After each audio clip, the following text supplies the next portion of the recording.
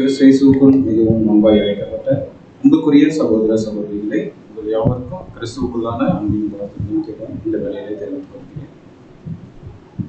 விசேஷமாக பிதாவாகிய தேவன் நம்மளுடைய வாழ்நாளில் இந்த ஒரு நாளை கூட்டி கொடுத்து தொடர்ந்து அவருடைய சத்திய பாடத்தை கேட்கும்படியாக ஒவ்வொரு வாரமும் ஞாயிற்றுக்கிழமை மாலையில் இந்த ஒரு கூடுகையை நமக்கு ஏற்படுத்தி கொடுத்த பிதாவாகிய தேவனுக்கு மீண்டும் ஒரு விசை நன்றிகளையும் சோதனைகளையும் நம் ஆண்டவராக இயேசு கிறிஸ்துவின் மூலம் ஏறெடுத்துக்கொண்டு பாடத்திற்குள்ளாய் நாம் கடந்து செல்வோம். சகோதரர் அறிவித்த வண்ணமாக நாம் இன்றைக்கு தியானிக்க இருக்கிற இந்த ஒரு பாடத்தின் தலைப்பின் பெயர் என்ன அப்படின்னு பார்த்தீங்கன்னா ஜபம். நம்ம பாடத்திற்குள்ளாய் கடந்து செல்றதுக்கு முன்னாடி நம்ம எப்பவுமே ஒரு வசனம் வாசிக்கணும் இல்லைங்களா? சத்தியத்தையும் அறிவீர்கள், சத்தியம் உங்களை விடுதலையாகும். ஏன் இது அப்படின்னு பார்த்தீங்கன்னா நம்ம எல்லாமே எப்படிதான் ஆரம்பிக்கிறோம் அப்படின்னு பார்த்தீங்கன்னா வசனத்தின் பிரகாரம். வசனம் நமக்கு என்ன சொல்லுது அப்படின்னு பார்த்தீங்கன்னா மிகப்பெரிய சத்தியத்தை சொல்லுது. ஸோ அதனாலதான் சத்தியத்தையும் அறிவீர்கள், சத்தியம் உங்களை விடுதலையாகும். ஸோ ஜபம் அப்படின்னு சொன்னாலே கிறிஸ்தவ மண்டலத்துல எல்லாருக்குமே ஃபெமிலியரான ஒண்ணு. தெரிஞ்சவங்க தெரியாதவங்க எல்லாருமே என்ன பண்ணுவாங்க அப்படின்னு பார்த்தீங்கன்னா ஜபம் ஏறெடுப்பாங்க இல்லைங்களா?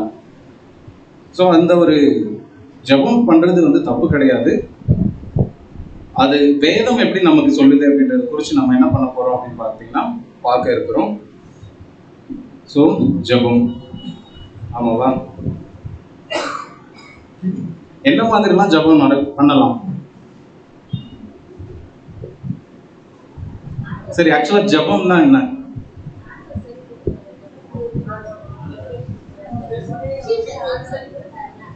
அது ஓகே, ஜபம் நீங்க பண்றீங்க இல்லைங்களா? அதுக்கு பேர் என்ன? அது ஏன் பண்றீங்க? தெரியப்படுத்துறதா? அங்கிருந்து ஸோ இப்போ நாம அந்த ஒரு கேள்வி கேட்டோமா, நம்ம எப்படி ஸ்டார்ட் பண்ணலாம் அப்படின்னு பார்த்தீங்கன்னா ஜபம் அப்படின்னா என்ன அப்படின்னு பார்த்தீங்கன்னா நாம் தேவனோடு தொடர்பு கொள்ளும் ஒரு முறை. ஸோ நம்ம என்ன அப்படின்னு பார்த்தீங்கன்னா நம்மளுடைய தொடர்புல என்ன இருக்கு அப்படின்னு பார்த்தீங்கன்னா நம்மளுடைய தேவைகளை எல்லாமே தேவனுக்கு தெரியப்படுத்துறோம் இல்லைங்களா? ஸோ அங்கேருந்து நமக்கு பதில் வருதுங்களா? எப்படி? நீங்கள் தூங்கிட்டு இருக்கும் போதோ இல்லை நீங்கள் ஜெபம் பண்ணிட்டு அடுத்த செகண்டோ உங்களுக்கு ஏதாவது வருதுங்களா? அப்புறம் எப்படி பதில் வருது? ஸோ நாம நம்மளுடைய முறைமையை என்ன பண்ணிடுறோம்னா ஜபமா ஏறெடுத்துடுறோம். அங்கேருந்து நமக்கு என்னவா பதில் வருது அப்படின்னு பார்த்தீங்கன்னா டைரக்டா தேவன் எல்லாரையும் கூப்பிட்டு பேசுறாருங்களா? ஸோ அப்புறம் எப்படி பேசுறாரு? மனுஷங்க மூலியமா பேசுறாருங்களா? ஸோ தேவன் நம்ம கிட்ட எப்படி தொடர்பு கொள்றாரு அப்படின்னு பார்த்தீங்கன்னா அவருடைய வசனம். ஸோ ஆல்ரெடி அவர் நம்ம கிட்ட பேச ஸ்டார்ட் பண்ணிட்டாரு. நாமும் என்ன பண்றோம் அப்படின்னு பார்த்தீங்கன்னா தேவன்கிட்ட பேசிட்டு இருக்கோம் இல்லைங்களா? பட் தேவன்கிட்ட பேசுறதும் தேவன் நம்ம கிட்ட பேசுறதுக்கும் ரெண்டுக்கும் வித்தியாசம் இருக்கு. நாம தேவன்கிட்ட பேசுறது அப்படின்றது பார்த்தீங்கன்னா நம்மளுடைய தேவைகளை தேவன்கிட்ட தெரியப்படுத்துறது. ஆமா தானே? அந்த தேவையை தேவன் தெரியுமா தெரியாதா? முன்னாடியே தெரியுமா?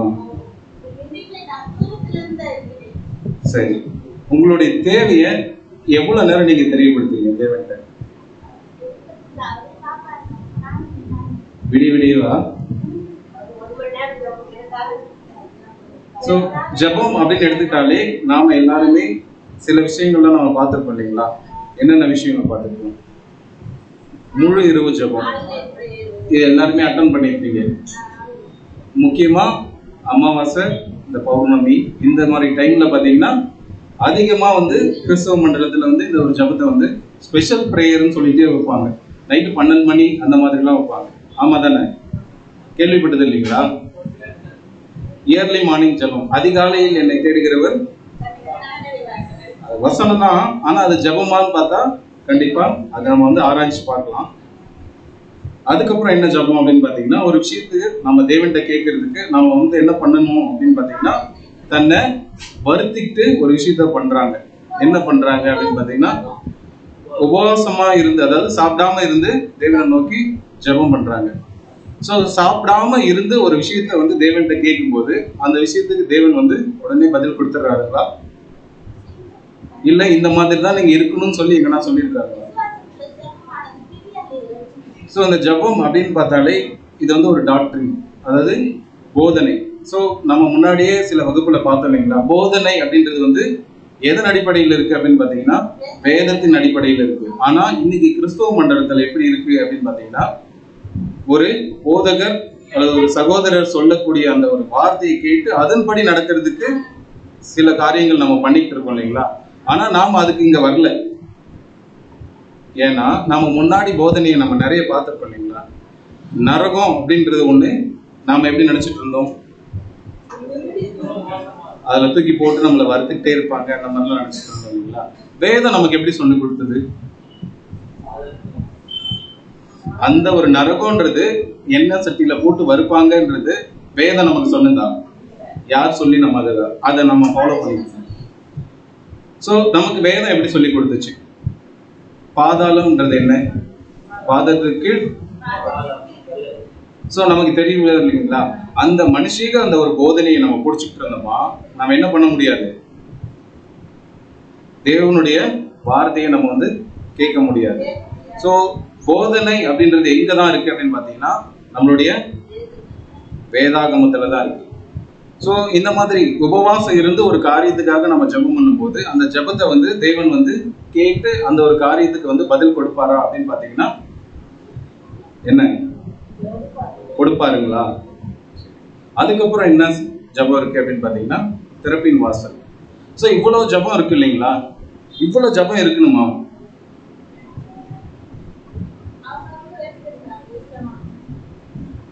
அதுக்காகவா தேவன் வந்து ஜெபத்தை உருவாக்குனாங்க.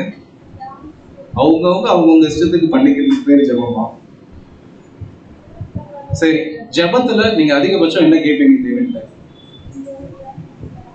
கொஞ்சம் ஓப்பனா பேசலாம், அப்பதான் எனக்கும் அடுத்து. நீங்க தான் ஆரம்பிக்கும் போதே சொன்னீங்க, நீங்க கேட்கறதுக்கு முன்னாடியே உங்க தேவைகளை வந்து அவர் வந்து அறிஞ்சுக்கிட்டாரு அப்படின்னு. சோ இருந்தாலும் நீங்க அவருக்கு சொல்லி ஞாபகப்படுத்துறீங்க. ஆமா தானே. அப்போ ஜெபத்துல எது கேட்டாலும் நமக்கு கிடைக்கும். சோ அது நம்மளுடைய விசுவாசம். ஆமாவா. சரி,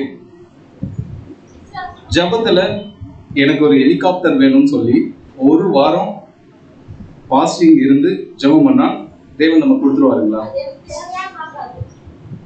இல்ல, தேவைதான், தேவை கிடையாதுங்களா. சரி, ஹெலிகாப்டர் வேணாம், கார் இல்ல ஒரு மோட்டார் சைக்கிள் இந்த மாதிரி. சோ நமக்கே தெரியுது இல்லைங்களா, தேவன் வந்து எதை மட்டும் நமக்கு என்ன தேவையோ அதை மட்டும் கொடுப்பாருன்னு. சோ வீண் வார்த்தைகளால. சோ அதே தொடர்ந்து என்ன அப்படின்னு பாத்தீங்கன்னா, நம்ம வந்து ஒரு ஃபேமிலியா ஒரு ட்ரிப்பு போறோம் ட்ரெயின்ல. ஸோ ட்ரெயின் வந்து என்ன பண்ணுச்சுன்னா ரொம்ப ஃபுல்லா இருக்கிறதுனால எங்களுக்குன்னு வந்து எங்க ஃபேமிலி நாங்க போகணும், அதனால எங்களுக்குன்னு ஒரு ட்ரெயின் இருந்தா நல்லா இருக்குன்னு சொல்லி தேவன்கிட்ட இப்படி கேட்கறது சரியா? கொடுத்துருவாருங்களா?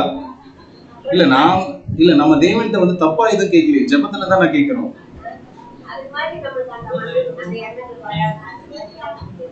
புரியல, அந்த மாதிரி ஆசை வேணாமா, இல்ல இருக்கவே கூடாதா? இருக்க கூடாதுங்களா? சரி, அப்படி இருக்க கூடாதுன்னா 1 மணி நேரம் ஜெபம், இந்த முழு இரவு ஜெபம், இவ்வளவு நேரம் நீங்க என்ன பேசுவீங்க தேவன்கிட்ட?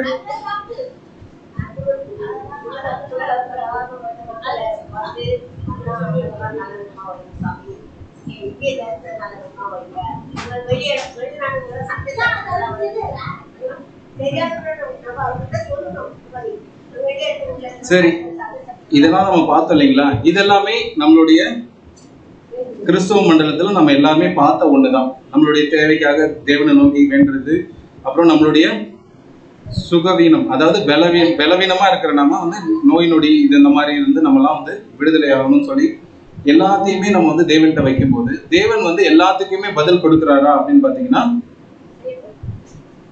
கொடுப்பாருங்களா? உங்களுக்கு எல்லாம் கொடுத்திருக்காருங்களா? சரி, ஜெபம்னா எப்படி செய்யணும்? தேவன் உங்களுக்கு கொடுத்திருக்காருன்னு சொன்னீங்க, அப்ப நீங்க கண்டிப்பா என்ன பண்ணிருப்பீங்க? ஜெபம் பண்ணிருப்பீங்க. சோ அதை எப்படி செய்யணும்? விசுவாசம்னு ஒண்ணு இருந்ததுனாலதான் நம்ம இங்க வந்து உட்கார்ந்துட்டு இருக்கோம். சோ அப்ப அந்த விசுவாசம் நமக்கு இருக்கு. சோ அதை எப்படி நம்ம செய்வோம் அப்படின்றத நம்ம ஒரு கேள்வியா வச்சோமா, நாம என்ன பண்ணலாம் அப்படின்னு பாத்தீங்கன்னா, சில கேள்வியை கேட்டே நம்ம என்ன பண்ணிடலாம், ஸ்டார்ட் பண்ணிடலாம். ஜெபம்னா என்ன? ஸோ ஜெபம் அப்படின்றது எப்படி பண்ணக்கூடாது, முதல்ல நம்ம எப்படி பண்ணக்கூடாதுன்றது நமக்கு தெரிஞ்சுக்கிட்டாதான் எப்படி பண்ணணுன்றது நமக்கு வந்து ஈஸியாக புரிஞ்சுக்கும். ஸோ ஜெபம் வந்து எப்படி பண்ணக்கூடாது. ஸோ இது ஒரு ஃபர்ஸ்ட் கேள்வி. ஸோ அடுத்து என்ன அப்படின்னு பார்த்தீங்கன்னா, ஜெபம் என்பது யாரிடம் பண்ண வேண்டும்? நீங்க சொல்லுங்க, ஜெபம் இது வரைக்கும் நீங்க யார்கிட்ட பண்ணிட்டு இருக்கீங்க? கொஞ்சம் சத்தமா சொல்லுங்க. தேவன் தான். எப்படிப்பட்ட ஜெபத்தை தேவன் அங்கீகரிப்பார்? விசுவாசம் உள்ள ஜெபத்தையா? சரி, இப்படி கேட்கிறேன், யாருடைய ஜெபத்தை தேவன் கேட்பார்? இப்ப இத்தனை நாள்லாம் நீங்க கேட்டுட்டு தானே இருக்கீங்க, உங்களுக்கான பதில் வந்துட்டு இருக்கு, நீங்க தானே சொன்னீங்க. இப்ப இன்னொரு கேள்வி, ஷாக்கிங்கான கேள்வி, யாருடைய ஜெபத்தை தேவன் கேட்பதில்லை? என்ன? சரி, ஜெபத்தில் நீங்க என்ன கேட்க வேண்டும்? அதான் உங்களுக்கு என்ன தேவைன்றதுதான் முன்னமே அவர் வந்து அறிஞ்சுக்கிட்டாரு. நீங்க ஏன் அப்புறம் அவர்கிட்ட போய் நீங்க திருப்பி திருப்பி ஞாபகப்படுத்துறீங்க? அதே தானே முன்னாடி நம்ம பிக்சர்ல போட்டோம், எனக்கு ஒரு ஹெலிகாப்டர் வேணும் அப்படின்னு சொல்லி கேட்குறேன். எல்லாருமே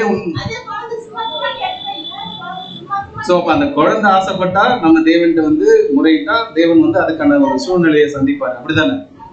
அப்படிதான். ஸோ நாம இன்னைக்கு இந்த ஒரு 6 பாயிண்ட் இருக்கு இல்லைங்களா, இது கொஞ்சம் நல்லா மெமரி பண்ணிக்கோ, ஞாபகம் வச்சுக்கோங்க. இது வந்து இடையில நான் வந்து போட முடியாது, பட் நான் ரீகால் பண்ணுவேன், சரிங்களா? ஸோ இப்போ நம்ம ஃபர்ஸ்ட் என்ன பார்க்க போறோம் அப்படின்னு பார்த்தீங்கன்னா, ஜெபம் எப்படி பண்ணக்கூடாது அப்படின்றத குறித்து தான் நம்ம பார்க்க போறோம். இதனால் வரைக்கும் நம்ம பண்ணிட்டு இருக்கோம் இல்லைங்களா? ஸோ அதெல்லாம் தப்புன்னு நான் சொல்ல வரல, அது பேரும் ஜெபம் தான். ஆனா நாம சில விஷயம் சில மாசங்களா நம்ம என்ன பண்ணிட்டு இருக்கோம் அப்படின்னு பார்த்தீங்கன்னா, இந்த ஒரு வகுப்புக்கு நம்ம வந்துட்டு இருக்கோம் இல்லைங்களா? நீங்க அநேக பேர் வந்து கவனிச்சிருக்கிறதுக்கு வாய்ப்பு இருக்கு.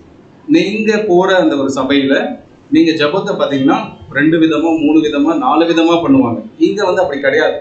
வருவாங்க, ப்ரேயர் பண்ணிட்டு போவாங்க. உங்களுக்கே சில டைம் என்ன ஏதோ வராங்க, டக்குன்னு ஏதோ 2-3 வார்த்தை பேசுறாங்க, முடிச்சுட்டு அடுத்த ஆள் வந்துடுறாங்க அப்படின்ற மாதிரி யோசிச்சிருக்கீங்களா?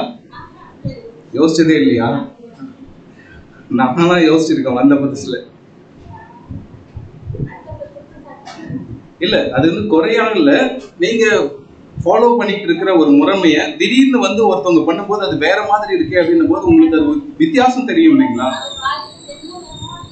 ஸோ அப்படி இருக்கும்போது ஜெபம் இப்படி பண்ணணும் அப்படி பண்ணணும்னு சொல்லி ஒவ்வொருத்தவங்க ஒவ்வொரு பாலிசி வச்சிருக்காங்க இல்லைங்களா? ஸோ ஜெபம் எப்படி பண்ணக்கூடாது அப்படின்றது வந்து நமக்கு வேதம் எப்படி சொல்லுது அப்படின்னு பார்த்தீங்கன்னா, வசனம் வாசிக்கலாம். மத்தேயு 6ஆம் அதிகாரம் 5ஆம் வசனம் 6ஆம் வசனம். அன்றியும் நீ ஜெபம் பண்ணும்போது மாயக்காரரை போல் இருக்க வேண்டாம். ஸோ இங்க என்ன வசனம் சொல்லுது அப்படின்னு பார்த்தீங்கன்னா, அன்றையும் நீ ஜெபம் பண்ணும்போது மாயக்காரர்னா என்னங்க? தமிழ்ல அதுக்கு ஒரு அர்த்தம் இருக்கு, நடிப்பு. ஸோ இங்க என்ன பண்ண சொல்றாரு, என்ன சொல்லியிருக்கு அப்படின்னு பார்த்தீங்கன்னா, நீங்க ஜெபம் பண்ணும்போது மாயக்காரரை போல. இது எப்படி நம்ம புரிஞ்சுக்கலாம்? இப்போ ஒரு சகோதரர் எனக்கு இருக்காங்கன்னு வச்சுக்கோங்க, இந்த சகோதரர் இருக்காங்க, அந்த சகோதரருக்கு எனக்கு சின்ன ஒரு மனஸ்தாபம், நாங்க வெளிப்படையா பேசிக்கிறது கிடையாது. அன்பார்ச்சுனேட்லி நாங்க 2 பேரும் சந்திச்சு ஒரு ஜெபம் பண்ண வேண்டிய ஒரு சூழ்நிலை, அவரு எனக்காக ஜெபம் பண்ண வேண்டிய ஒரு சூழ்நிலை வந்துருச்சு. இப்போ அவருக்கு எனக்கு இருக்கிற அந்த ஒரு கம்யூனிகேஷன், அந்த ஒரு உரையாடல் வந்து துண்டிச்சிருச்சு. அப்போ அவர் என்ன பண்ணுவாரு அப்படின்னு பாத்தீங்கன்னா, அவங்களுடைய இருதயத்துல என்ன பண்ணுவாரு, வெளிரங்கமா எனக்காக ஜெபம் பண்ணுவார் மாதிரி நமக்கு தெரியும். ஆனா அடுத்த வசனம் வாசிங்க.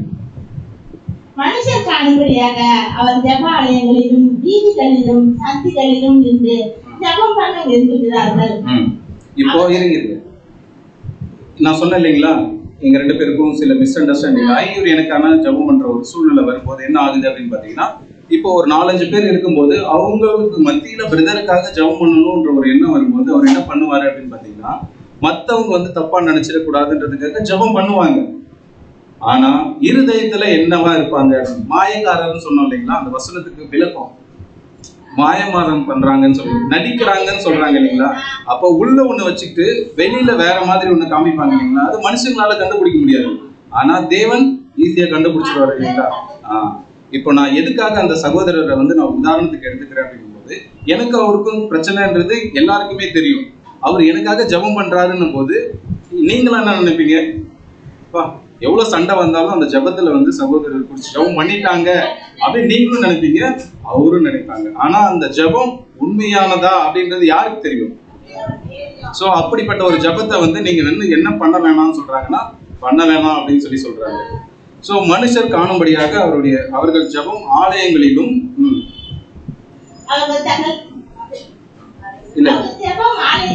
வீதிகளின் சந்திகளிலும் நின்று ஜெபம் பண்ண விரும்புகிறார்கள். அவர் தங்கள் பலனை அடைந்து தீர்ந்ததென்று மெய்யாகவே உங்களுக்கு சொல்கிறேன். சோ இது வந்து யாரை குறிச்சு சொல்லப்பட்டிருக்கு அப்படின்னு பாத்தீங்கன்னா, பரிசேயர் சதுசேயர்.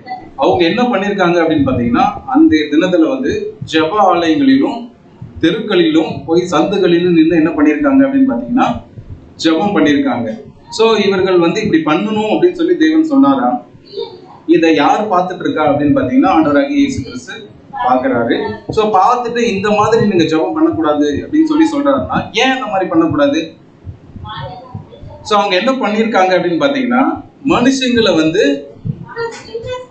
கவரக்கூடிய ஒரு விதமா அவங்க என்ன பார்க்கணும், சோ நாங்க இந்த மாதிரிலாம் இருக்கோம் அப்படின்றது அவங்களுக்கு தெரியப்படுத்தணுன்றதுக்காக இவங்க என்ன பண்ணிருக்காங்க அப்படின்னு பாத்தீங்கன்னா, அநேக தெருக்களிலும் அநேக ஆலயங்களிலும் சந்துகளிலும் எல்லா இடத்துலயும் என்ன பண்ணிட்டு இருக்காங்க அப்படின்னு எல்லாரும் தன்னை பார்க்கணுன்றதுக்காக இவங்க என்ன பண்றாங்க அப்படின்னு பாத்தீங்கன்னா, ஜெபம் பண்றாங்க.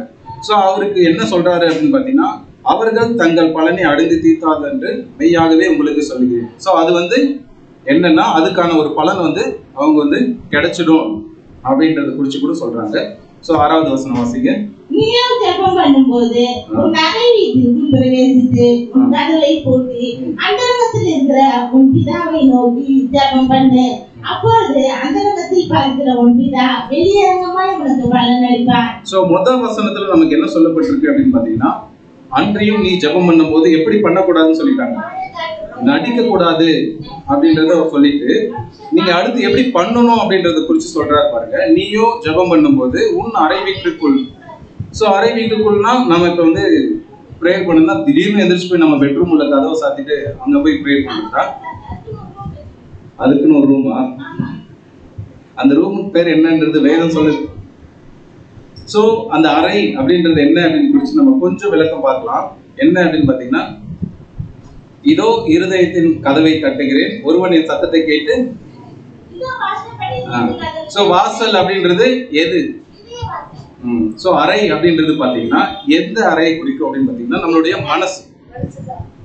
சோ நம்ம முன்னாடி வசனத்துல பார்த்தோம் இல்லைங்களா, மனசுல ஒண்ணு வச்சுக்கிட்டு வெளியில ஒண்ணு ஜெபம் பண்ணா இது வந்து நடிக்கிறதுன்னு சொல்லி தேவன் சொல்லிட்டாரு. அப்போ உண்மையா உன்னுடைய இருதயத்துக்குள்ள நீ போயிட்டு மனமாற நீ பிரேயர் பண்ணேன்னா தேவன் அந்த ஜெபத்தை என்ன பண்றாருங்க, நோக்கி ஜெபம் பண்ணுங்கள், அப்பொழுது அந்தரங்கத்தில் பார்க்கிறோம் அப்படிதான். அந்தரங்கத்தில்னா உன்னுடைய இருதயத்துல என்ன இருக்கு, அந்த சகோதரரை குறிச்சு நீ என்ன மாதிரி எண்ணத்துல இருக்க அப்படின்றத நீ மற்ற சகோதரர்களுக்கு வேணா நம்ப வச்சிடலாம். ஆனா தேவன் வந்து எதை பாக்குறாரு? அந்தரங்கம், அதாவது உன்னுடைய இருதயம். சோ அதுக்குள்ள என்ன இருக்கு அப்படின்றது உங்களுக்கும் தேவனுக்கும் நல்லாவே தெரியும். நீங்க என்ன எண்ணத்துல பண்றீங்க, அது என்ன சரியான எண்ணமா இல்ல தவறான எண்ணமான்றது யாருக்கு தெரியும்? சோ நம்மளுடைய ஜெபம் எப்படி பண்ணக்கூடாதுன்றதுக்கு நம்ம முதல் பாயிண்ட் பார்த்துட்டு இல்லைங்களா. சோ எப்படி பண்ணக்கூடாது? சோ சிம்பிளா சொல்லணும்னா நடிக்க கூடாது. ஓகேவா? சோ அடுத்த வசனம் வாசிங்க. மத்தேயு 6ஆம் அதிகாரம் 7ஆம் வசனம். அன்றியும் நீங்கள் ஜெபம் பண்ணும்போது அஞ்ஞானிகளைப் போல் வீண் வார்த்தைகளை அலம்பாதேயுங்கள். இருங்க. சோ அன்றையும் நீங்கள் ஜெபம் பண்ணும்போது அஞ்ஞானிகளைப் போல வீண் வார்த்தைகளாய் அலப்பாதேயுங்கள் அப்படின்னா இது எப்படி நம்ம புரிஞ்சுக்கலாம்? ஒரு விஷயத்த இப்போ நம்ம ஒரு விஷயத்த ஒருத்தவங்க கிட்ட கேட்கணும்னா நீங்க என்ன வேணும்ன்றத அவர்கிட்ட டைரக்டா கேட்கலாம். இப்போ அதுவே நம்ம அந்த ஐஸ் வைக்கிறோம்னு சொல்லுவாங்க பாத்தீங்களா, அதாவது ஐஸ்னா அந்த ஐஸ் கிடையாது. ஒரு விஷயத்த வந்து அடம் பிடிச்சி சாதிப்பாங்கன்னு வாங்க பாத்தீங்களா, நாசுக்கா பேசி அந்த ஒரு காரியத்தை சாதிக்கணும்ன்றதுக்காக. சோ அது வந்து எப்படி பேசக்கூடாது அப்படின்னா, அஞ்ஞானிகள் போல அப்படின்னா, எனக்கு அந்த ஒரு விஷயம் வேணும்ன்றதுக்காக சில வார்த்தைகள் எல்லாம் போட்டு வார்த்தை ஜாலங்கள்லாம் பேசுவோம் தெரியுங்களா? சாதாரணமா கேட்டாலே அவங்களுக்கு முடியாதுன்றத சொல்லிடுவாங்க. அவங்க கிட்ட போயிட்டு சாமி இல்ல, பட்டு இல்ல, இது எனக்கு வாங்கி கொடு, அப்படி இப்படி நம்ம கேட்கும் போது அவங்களுக்கு என்னவா இருக்கும்? இது இதையே தான் தேவன்கிட்ட கேட்கும் போது எப்படி பேசுறாங்க அப்படின்னு பாத்தீங்கன்னா, வீண் வார்த்தைகளால நீங்க வந்து இவருக்கு ஆண்டவரே, அவருக்கு ஆண்டவரே, அப்படி இப்படின்னு போட்டு வார்த்தை ஜாலங்கள் எல்லாம் என்ன பண்ணக்கூடாது அப்படின்னு சொன்னீங்கன்னா, அலப்பாதையுங்கள் அப்படின்னு சொல்லியிருக்காங்க. அதுக்கப்புறம் தொடர்ந்து வாசிங்க. அவர்கள் அதிக வசனிப்பினால் தங்கள் ஜெபம் கேட்கும் என்று நினைக்கிறார்கள். இப்போ வசனமே அவர் கொடுத்ததுதான், ஆமா தானே? இப்போ நாம பிரேயர் பண்ண சொல்லும் போது நாம என்ன பண்ணுவோம் அப்படின்னா, ஒரு சிலர்லாம் நாம முன்னாடி இருந்த சபையில எல்லாம் என்ன பண்ணிருப்போம்னா, கொடுங்கள் அவர்களுக்கு கொடுக்கப்படும் அப்படின்னு சொல்லி வசனத்தை வச்சு பேசுவோம், பிரேயர் பண்ணுவோம் இல்லைங்களா? யாருக்கு தெரியவே தெரியாதுங்களா அந்த வசனத்தை கொடுத்தது யாருதான்? திருப்பி அவருக்கு ஞாபகப்படுத்துற அளவுக்கு நமக்கு அந்த அளவுக்கு ஞானம் இருக்குங்களா? அப்போ நீங்க அதிக வசனப்பினால், அதாவது நீங்க வசனத்தை பேசினாதான் அந்த ஜபம் கேட்கப்படும் சொல்லி நாங்க என்ன பண்ணக்கூடாது? ஜபம் செய்யக்கூடாது. சோ வாசிங்க. அதிக வசனப்பினால்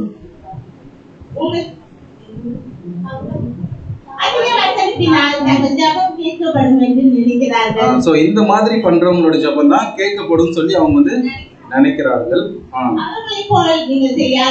சோ அவங்கள போல நீங்க என்ன பண்ணக்கூடாது? செய்யக்கூடாதுன்னே சொல்லிட்டாங்க.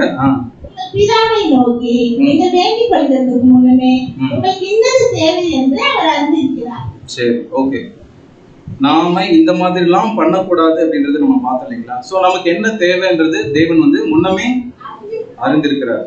சோ இப்ப நம்ம எந்த மாதிரி ஜபம் பண்ணக்கூடாது அது நமக்கு தெளிவா இருக்கணும் இல்லைங்களா? எந்த மாதிரி பண்ணக்கூடாது? மாயக்காரர்னா எப்படி புரிஞ்சுக்கலாம்? சோ நடிக்க கூடாது.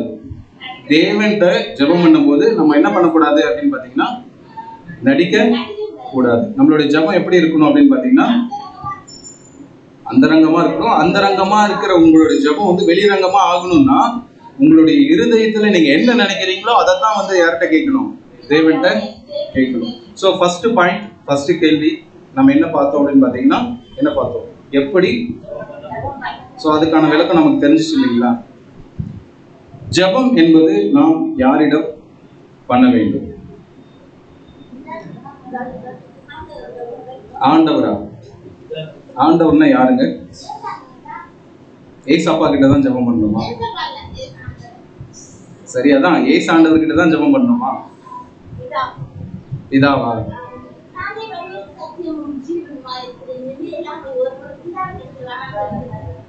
ஓகே, அதனால நம்மளோட ஜெபத்தை வந்து இயேசு கிறிஸ்து பண்ணிட்டாரு. அவர் போய் சொல்லிடுவாரு. ஆமா, சரி. வசனம் என்ன சொல்றதுன்னு நம்ம பார்க்கலாம். சோ நம்ம இந்த திருத்துவம் சப்ஜெக்ட் நீங்க கேட்கலன்னு நினைக்கிறேன், ஆமா தானே? சோ அதை கேட்டிருந்தீங்கன்னா இது ஒரு குழப்பம் உங்களுக்கு வந்திருக்காது. சோ இருந்தாலும் நம்ம வந்து சொல்லலாம். சோ நம்மளுடைய ஜெபம் யார்கிட்ட பண்ண வேண்டும் அப்படின்னு பாத்தீங்கன்னா, பிதா, இயேசு. சோ 2 பேர் இருக்காங்க. யார்கிட்ட பண்ணணும்? 2 பேர்கிட்டயுமே பண்ணிடணுமா? உதாரணத்துக்கு இப்ப நான் ஒரு கொரியர் போடுறேன், 2 அட்ரஸ்க்கு நான் அனுப்புறேன், அந்த கொரியர் போகுமா? இல்ல, ஒரே இதுல ஃப்ரம் அட்ரஸ் எழுது, 2 அட்ரஸ் 2 அட்ரஸா போட்டுறேன், அந்த அட்ரஸ்க்கு அது போய் சேருமா? எங்க போகுதுன்னு? அப்போ நாம போறது யார் அட்ரஸ் பண்ணணும்? நம்மளோட ஜெபம் வந்து யாரை நோக்கி இருக்கணும்ன்றது நமக்கு முதல்ல தெரியணும் இல்லைங்களா? இங்க பாருங்க, நாம எதுவும் உழைப்புக்கு தேவையில்லை. நம்ம ஆண்டவராகிய இயேசு கிறிஸ்து முதலாம் வருகையில வந்த போது அவரே வந்து சொன்னார் யார்கிட்ட ஜெபம் பண்ணணும் அப்படின்றத. சோ வசனம் வாசிக்கலாம். யோவான் 15ஆம் அதிகாரம் 16ஆம் வசனம். நீங்கள் என்னை தெரிந்து கொள்ளவில்லை, நான் உங்களை தெரிந்து கொண்டேன். நீங்கள் என் நாமத்தினாலே பிதாவை கேட்டுக் கொள்வது எதுவோ அதை அவர் உங்களுக்கு கொடுக்கத்தக்கதாக நீங்கள் போய். சோ ஆண்டவராகிய இயேசு கிறிஸ்து என்ன சொல்றாரு அப்படின்னு பாத்தீங்கன்னா, நீங்கள் என்னை தெரிந்து கொள்ளவில்லை, நான் உங்களை தெரிந்து கொண்டேன். உண்மைதானே? யார் நம்மளை தெரிஞ்சுக்கிட்டது? ஆண்டவராகிய இயேசு கிறிஸ்து. சோ நீங்கள் என்னுடைய நாமத்தினாலே யாரை கேட்கணுமா? சோ இது நான் புரிஞ்சுக்க முடியுதுங்களா? இயேசு கிறிஸ்துனுடைய நாமத்துல யார்கிட்ட கேட்கணும்? அப்போ நம்மளுடைய ஜெபம் யார்கிட்ட இருக்கணும்? மறுபடியும் ஆண்டவரா இயேசு கிறிஸ்துவனுடைய நாமத்துல தேவன் கிட்ட தான் நம்ம வந்து என்ன பண்ணணும் அப்படின்னு சொல்லி பாத்தீங்கன்னா கேட்கணும். அப்படின்னு சொல்லி யார் தான் நமக்கு ரெப்ரசென்ட் பண்றாரு அப்படின்னு பாத்தீங்கன்னா ஆண்டவராகிய இயேசு கிறிஸ்து. சோ வசனத்தை நல்லா கவனிங்க. நான் மறுபடியும் வாசிக்கிறேன். நீங்கள் என்னை தெரிந்து கொள்ளவில்லை, நான் உங்களை தெரிந்து கொண்டேன். நீங்கள் என் நாமத்தினாலே பிதாவை கேட்டுக்கொள்வது எதுவோ அது அது வந்து அவங்க நமக்கு கொடுப்பாருன்னு. நம்மளுடைய சகோதரர் நம்ம வந்து இப்போ வந்து ஜெபம் பண்ணாரு இல்லைங்களா? யாரெல்லாம் கவனிச்சீங்க?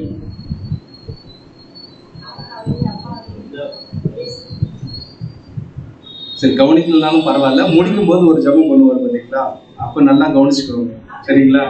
இப்ப நாம அடுத்தடுத்து பார்ப்போம்.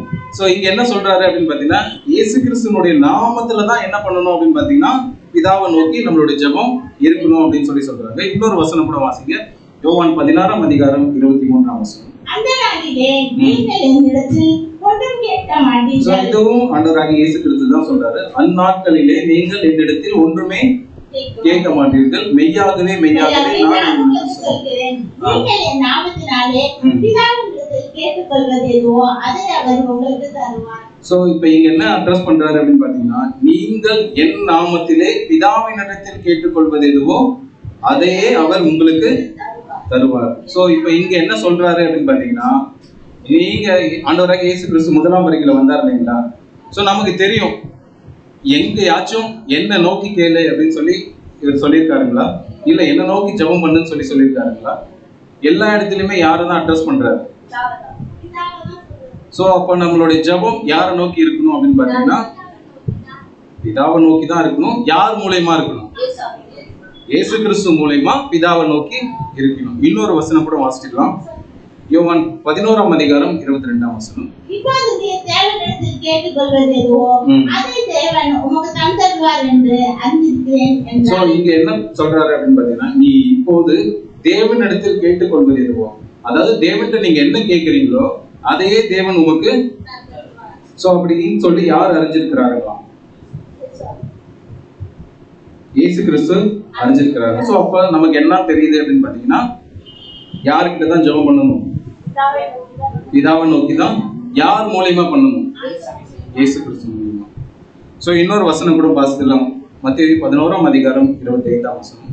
அந்த சமயத்தில் இயேசு சொன்னது, பிதாவே, வானத்துக்கும் பூமிக்கும் ஆண்டவரே, ஞானிகளுக்கும் கல்விமான்களுக்கும் மறைத்தது போதும். அந்த சமயத்திலே இயேசு சொன்னது, பிதாவே, வானத்துக்கும் பூமிக்கும் ஆண்டவரே. சோ இந்த ஒரு வசனம் எப்படி புரிஞ்சுக்கலாம்? இப்ப முன்னாடி நீங்க வந்து நீங்க சொன்னீங்க இல்லைங்களா, ஆண்டவரை நோக்கி தான் நான் ஜெபம் பண்ணுவேன், கர்த்தரை நோக்கி தான் நான் ஜெபம் பண்ணுவேன் அப்படின்னு சொல்லி. சோ இங்கேயும் அதே தான் சொல்லுது, பிதாவே, வானத்துக்கும் பூமிக்கும் ஆண்டவரே. அப்படின்னா என்ன புரிஞ்சுக்கலாம் அப்படின்னு பாத்தீங்கன்னா, பிதாவினுடைய வீடு எதுங்க? அவருடைய பாதப்படி. சோ அப்ப இந்த ரெண்டுத்துக்கும் ஆளுகை வந்து யார்கிட்ட இருக்கு? தேவன்கிட்ட. சோ அதனாலதான் அவர் என்ன சொல்றாரு அப்படின்னு பாத்தீங்கன்னா, வானத்துக்கும் பூமிக்கும் ஆண்டவரே. சோ இது வந்து ஆண்டவரேன்றது வந்து பொதுவான வார்த்தை தான். இது எல்லாருக்குமே பொருந்தும். எப்படி பொருந்தும் அப்படின்னு பாத்தீங்கன்னா, உங்க குடும்பத்தினுடைய தலைவர் யாரு? குடும்ப தலைவர். அவரு தான் நம்ம வந்து வீட்டை வந்து வழி நடத்துறாரு இல்லைங்களா? அவங்களுமே என்ன சொல்லலாம்? ஆண்டவரேன்னு சொல்லலாம். ஆபிரகாம் இருந்தார் இல்லைங்களா? நமக்கு தெரியும் இல்லைங்களா? பழைய ஏற்பாட்டுல அவர் என்ன சொன்னாங்க? ஆண்டவரேன்னு சொன்னாங்க. ஏன் சொல்றாங்க? அவங்க மூலயமா அந்த ஒரு குடும்பத்தை வந்து வழி நடத்துறாங்க இல்லைங்களா? அதனால அவங்களை வந்து ஆண்டவரேன்றது வந்து ஒரு காமன் வேர்ட், பொதுவான வார்த்தை தான். சோ பிதா அப்படின்றது வந்து தேவனை குறிக்குது, கிறிஸ்து அப்படின்றது ஆண்டவராகிய இயேசு கிறிஸ்து குறிக்குது. சோ கர்த்தர், ஆண்டவர், இதெல்லாம் யார ஆண்டிட்டு இருக்காங்களோ அவங்களுக்கு பொதுவான ஒரு வார்த்தை.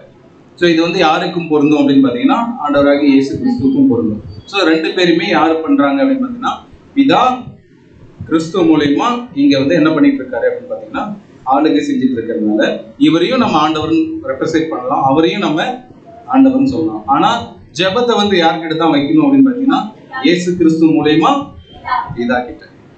சோ நம்ம இன்னொரு வசனம் கூட வாசிச்சிடலாம்.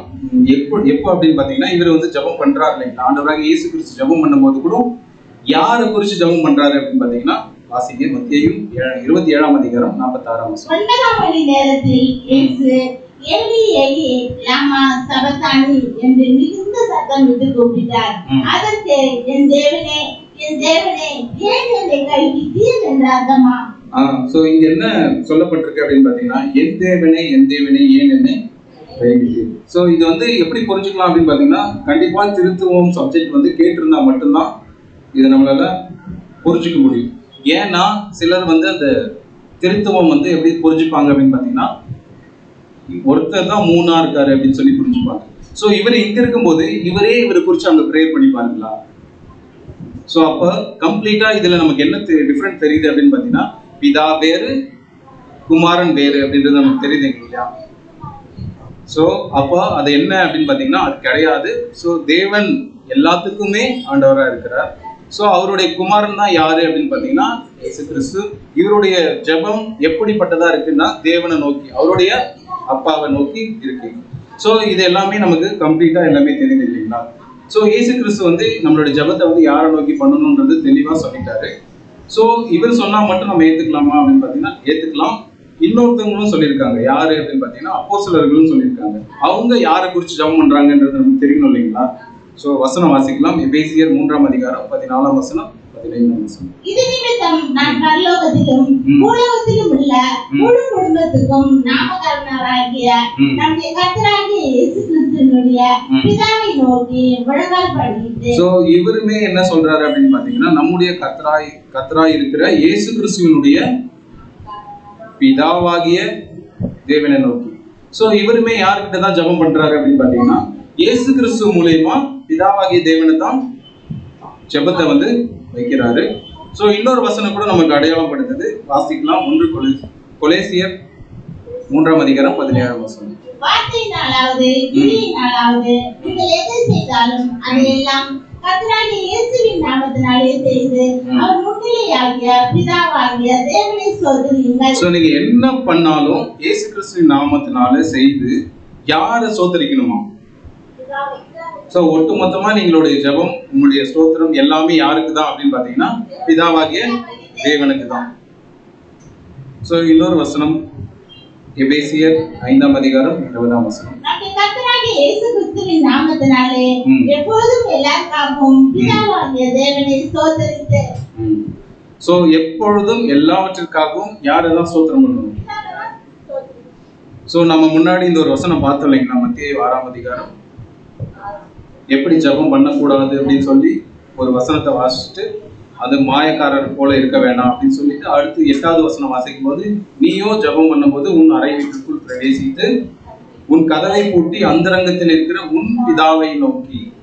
சோ அப்ப இங்க என்ன சொல்றாருன்னா, என்னை நோக்கி அப்படின்னு சொல்லி இயேசு கிறிஸ்து சொல்லல, உன் பிதாவை நோக்கி. உன் பிதான்னா அவருக்கு பிதான்னா நமக்கு யார் தான். சோ இப்ப நம்ம 2 பார்ட் வந்து முடிச்சிருக்கோம் இல்லைங்களா.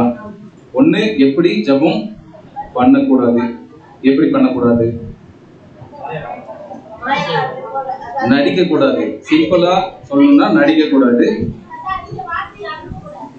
சரி, நம்மளோட ஜெபம் யாரை நோக்கி இருக்கணும்? பிதாவை நோக்கி இருக்கணும். அது எப்படி இருக்கணும்னா இயேசு கிறிஸ்து மூலமா பிதாவை நோக்கி இருக்கணும். சோ 2 பாயிண்ட் நல்லா ஞாபகம் வச்சுக்கோங்க. 3வது பாயிண்ட்டுக்குள்ள நம்ம போறோம். யாருடைய ஜெபத்தை தேவன் கேட்பதில்லை. இப்படி போட்டா சோ அவங்களோட ஜெபத்தை மட்டும் தான் கேட்பது இல்லையா?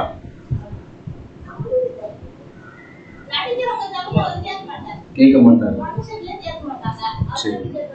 சரி, யாருடைய ஜெபத்தை கேட்பதில்லை அப்படின்னு சொல்லிட்டு நாம வந்து கன்ஃபியூஸ் ஆகிக்க வேணாம். வசனமே இருக்கு. நீதிமொழிகள் 28ஆம் அதிகாரம் 9ஆம் வசனம். வேதத்தை கேளாதபடி தன் செவியை விலக்குகிறவனுடைய ஜெபம் அருவருப்பானது. இது எப்படி நம்ம புரிஞ்சுக்கலாம்?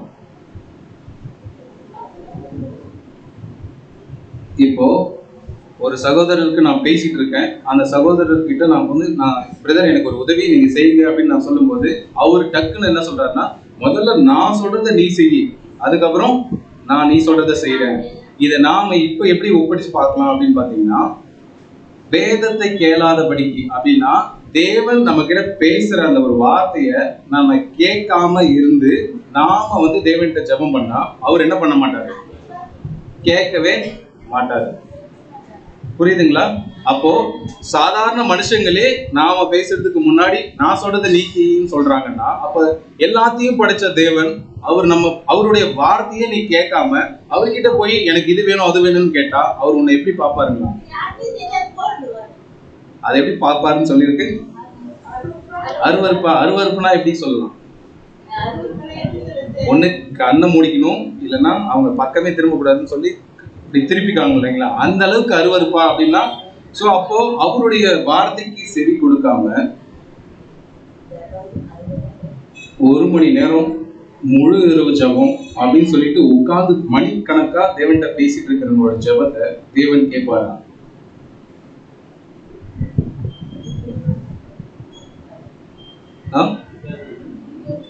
சோ எப்படியாப்பட்ட ஜெபத்தை கேட்பாரு? இப்ப நம்ம இதை பார்த்துட்டு இருக்கிறோம்ங்களா? இந்த 3வது மெத்தட் பேர் என்ன? யாருடைய ஜெபத்தை கேட்பதில்லை. சோ சிம்பிளா சொல்லணும்னா, அவருடைய வார்த்தை யாரு கேட்கலையோ அவங்களுடைய ஜெபத்தை வந்து தேவன் கேட்கவில்லை. சோ இது வந்து பழைய ஏற்பாட்டின் காலத்துல சில காரியங்கள் ஏதாவதுனா இஸ்ரேல் ஜனங்கள் பண்ண அந்த ஒரு சில விஷயங்களை நம்ம பார்க்கலாம். எரேமியா 44ஆம் அதிகாரம் 23ஆம் வசனம்.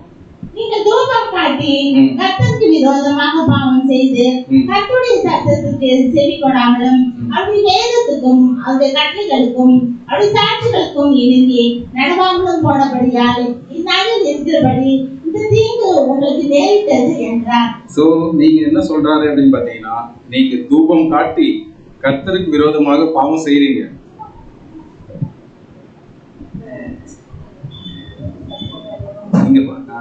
சிஸ்டர் அப்புறம் நானே சொல்றேன். தூபம் காட்டினா வாசனை திரவியங்கள்லாம் இருக்குங்க இல்லையா? இப்போ உதாரணத்துக்கு இந்த இதெல்லாம் பண்றாங்க. பழைய ஏற்பாட்டின் முறைமைகள்லாம் அவங்க கடைபிடிச்சிருக்காங்க. சோ அவங்க என்ன பண்ணிருக்காங்கன்னா, இதெல்லாத்தையும் பண்ணி கர்த்தருக்கு விரோதமா பாவம் செஞ்சு அவங்க என்ன பண்றாங்க அப்படின்னு பாத்தீங்கன்னா, திருப்பி வந்து தேவன்கிட்ட வந்து பேசும்போது அவங்களுக்கு என்ன சொல்றாருன்னா, கர்த்தர் வந்து அவருடைய சத்தத்துக்கு செவி கொடாமல் அப்படின்னா, நீங்க என்னெல்லாம் பண்ணிட்டு வந்து என்கிட்ட வந்து தேவனே எனக்கு இது வேணும் அது வேணும்னு கேட்கும்போது நான் என்ன பண்ண மாட்டேன், ஏன் கொடுக்க மாட்டேன்? ஏன்னா நான் பேசுறத நீங்க காது கொடுத்தே கேட்கறதுக்கு உங்களுக்கு விருப்பம் இல்லை, நீங்க பேசுறத மட்டும் நான் ஏன் வாங்கணும் அப்படின்னு சொல்லி அவங்க சாதாரணமா எல்லா மனுஷங்களும் யோசிக்கும் போது நம்மளை படிச்ச தேவன் யோசிக்க மாட்டாரா? சோ அதனால இவங்களுக்கு என்ன வந்திருக்காங்க? சோ நம்ம தேவனை நோக்கி வேண்டுதல் வச்சுக்கிட்டே இருக்கிறோம் இல்லைங்களா? எல்லாமே நிறைவேறது இல்ல. ஏன் நிறைவேற மாட்டேங்குது அப்படின்னு பாத்தீங்கன்னா, அவருடைய வார்த்தைக்கு யாரு செவி கொடுக்குறாங்களோ அவங்களுக்கு தான் தேவன் வந்து என்ன பண்ணுவாருங்க. இதை விட்டுட்டு நாம என்ன பண்ணிட்டு இருக்கோம் அப்படின்னு பாத்தீங்கன்னா, ஏசாயா 1ஆம் அதிகாரம் 14ஆம் வசனம் 15ஆம் வசனம். உங்கள் மாத பிறப்புகளையும் உங்கள் பண்டிகைகளையும் என் ஆத்மா வெறுக்கிறது, அவைகள் எனக்கு வருத்தமாய் இருக்கிறது. சோ இதெல்லாம் விட்டுட்டு இப்ப கிறிஸ்துமஸ் வந்துருச்சு, நியூ இயர் வந்துருச்சு, என்ன பண்ணுவாங்க? பண்டிகைக்கு தேவையான கேக்கு, பிரியாணி, புது ட்ரெஸ், சாக்லேட்டு எல்லாமே இருக்கும். ஆனா எது இருக்காது? தேவனுடைய வார்த்தையை கேட்கறதுக்கான ஒரு நேரம் இருக்காது. கரெக்டா? சோ அவர் என்ன பேசுறாரு, அந்த நாள்ல என்ன கேட்கணும் அப்படின்ற ஒரு எண்ணமே இருக்காது. நீ என்ன வேணா பண்ணிக்கோங்க, எனக்கு தேவை பிரியாணி, புது ட்ரெஸ் அப்படின்னு சொல்லிட்டு அப்படி இருக்கும்போது அந்த ஒரு பண்டிகையே வெறுக்கிறாரு அப்படின்னு சொல்றாரு. சோ இந்த ஒரு பண்டிகையை கொடுத்ததே யார் தாங்க? தேவன் தான் கொடுத்தாரு. கொடுத்த ஒரு பண்டிகை இவரே வெறுக்கிறது எந்த விதத்தில் நியாயம்? அப்படியா? இந்த பண்டிகை எப்ப கொடுத்தாரு அப்படின்னு பாத்தீங்கன்னா, இவர் சொல்றதெல்லாம் கேட்டு கீழ்ப்படிஞ்சு நடக்கும்போது இவங்களுக்கு சந்தோஷம் வேணும் அப்படின்றதுக்காக அந்த பண்டிகை நாட்கள் எல்லாம் இவருக்கு ஏற்படுத்தி கொடுத்தாரு. ஆனா அந்த பண்டிகையை இம்பார்ட்டன்ட் கொடுத்துட்டு யாரு கொடுத்தாங்களோ அவங்கள டீல்ல விட்டாங்க. புரியுதுங்களா? என்னைக்குமே ஒருத்தவங்க கிட்ட இருந்து ஒரு பொருளை வாங்குறோம்னா, வாங்கின பொருளை நம்ம பெருசா பாக்குறோங்க அவசரம், கொடுத்தவங்களை நம்ம என்ன பண்றது இல்லை, நினைச்சு கூட பாக்குறது இல்லை. அந்த மாதிரி தான் தேவன் கிட்ட இருந்து இந்த பண்டிகை நாட்கள் எல்லாமே வாங்கின நாம தேவனையே நினைக்கிறது கிடையாது. அப்படியாப்பட்ட தேவன் என்ன சொல்றாரு அப்படின்னு பாத்தீங்கன்னா, இவைகளை எல்லாம் வாசிங்க மறுபடியும். உங்கள் மாத பிறப்புகளையும் உங்கள் பண்டிகைகளையும் என் ஆத்மா இருக்கிறது, அவைகள் எனக்கு வருத்தமாய் அவருக்கு ரொம்பவே வருத்தமா இருக்குதுங்களாம். அவைகளை சுமந்து இழைத்து போனேன், ரொம்பவே என்ன பண்ணிட்டேன் அப்படின்னு பாத்தீங்கன்னா கழிச்சு போயிட்டேன் அப்படின்னு சொல்றாரு. நீங்கள் உங்கள் கைகளை விரித்தாலும், உங்க கைகளை நீங்க எவ்வளவு தூரம் விரிச்சு தேவனே தேவனே கூப்பிட்டாலும் நான் உங்களை கண்டுக்கவே மாட்டேன் அப்படின்னு சொல்றாரு. நீங்க எவ்வளவு சத்தமா எவ்வளவு மன வலியா எவ்வளவு அழுது கேட்டாலுமே அவர் என்ன பண்றாரு, உங்க ஜபத்தை கேட்க மாட்டேன் அப்படின்னு சொல்றாரு. அப்ப ரத்தம் அப்படின்றது என்னன்னா பாவக்காரம். இவ்வளவு தரத்தையும் நீங்க பண்ணிட்டு நான் கொடுத்த பண்டிகையை நீங்க வச்சுட்டு ஆனா என்னைய நீங்க ஓரமா தள்ளிட்டீங்களே அப்படின்னு சொல்லி அவர் என்ன பண்றாருன்னா ரொம்பவே வருத்தப்படுறாரு. இப்படியாப்பட்டவங்களோட ஜபத்தை நான் என்ன பண்ண மாட்டேன். நம்ம 3 பாயிண்ட் பார்த்தோம் இல்லைங்களா, ரிப்பீட் பண்ணிக்கலாம். 1, எப்படி ஜபம் எப்படி பண்ணக்கூடாது, நடிக்க கூடாது, சிம்பிளா. 2வது, ஜபம் யார்கிட்ட பண்ணணும், இதாகிட்ட தான் பண்ணணும். யார் மூலமா பண்ணணும், ஆண்டவராகிய இயேசு கிறிஸ்து மூலமா பண்ணணும். அப்புறம் நாம இப்ப 3வது ஒண்ணு பார்த்தோமே, யாருடைய ஜபத்தை தேவன் கேட்பதில்லை. யாருடைய ஜபத்தை கேட்பதில்லை, அவருடைய வார்த்தை யார் கேட்கலையோ அவங்களுடைய ஜபத்தை தேவன் கேட்கறது இல்லை. இப்ப அப்படியே இதுல இருந்து சிம்பிளா இன்னொரு கேள்வி, யாருடைய ஜபத்தை தேவன் கேட்பார்? இப்ப இதுக்கு ஈஸியா பதில் நீங்க சொல்லலாம். முன்னாடி பார்த்தது யாருடைய ஜபத்தை கேட்பதில்லைன்னா அவருடைய வார்த்தை யாரு கேட்கலையோ அவருடைய ஜபத்தை அவர் கேட்கல. இப்போ யாருடைய ஜபத்தை தேவன் கேட்பார்? அந்த மாதிரி யாருடைய ஜபத்தை கேட்பார் அப்படின்னா, அந்த கேட்பார்ன்றவங்க இருக்காங்க இல்லைங்களா, யாருடைய ஜபத்தை கேட்பார்னா அவங்களுக்கு பேர் என்ன? நம்ம கிறிஸ்துவ மண்டலத்துல ரொம்ப ஃபெமிலியரான பேர் இருக்கு, விசுவாசிகளா. நீதிமொழிகள் 15ஆம் அதிகாரம் 29ஆம் வசனம். துன்மார்க்கருக்கு எவ்வளவு தூரங்க? ரொம்ப தூரம். நீதிமான்கள் ஜபத்தையும் அப்ப அவருடைய ஜபத்தை கேட்கறதுக்கு பேரு, அவங்க ஜபம் கேட்கப்படுது அப்படின்னா அவங்க யாரா? நீதிமான். நீதிமான்னா யாருங்க? நாம தானா? நீதிமானுக்கு எதை அடையாளம் சொல்ல முடியுமா? திங்கள் முதல் ஞாயிறு வரை ஒரே வெள்ளை கலர்ல இருந்தா நாம என்ன? நீதிமான். ஆமா தானே? இல்லையா? இங்க என்ன சொல்றாருன்னா, கர்த்தர் துன்மார்க்கருக்கு தூரமா இருக்கிறார், நீதிமான்களுடைய ஜபமும் கேட்கிறார் அப்படின்னா, அப்ப நீதிமான்கள்னா யாரு?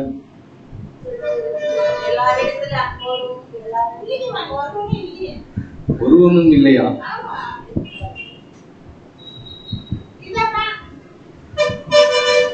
நீதி அப்படின்றது என்ன அப்படின்னு பாத்தீங்கன்னா, தேவனுடைய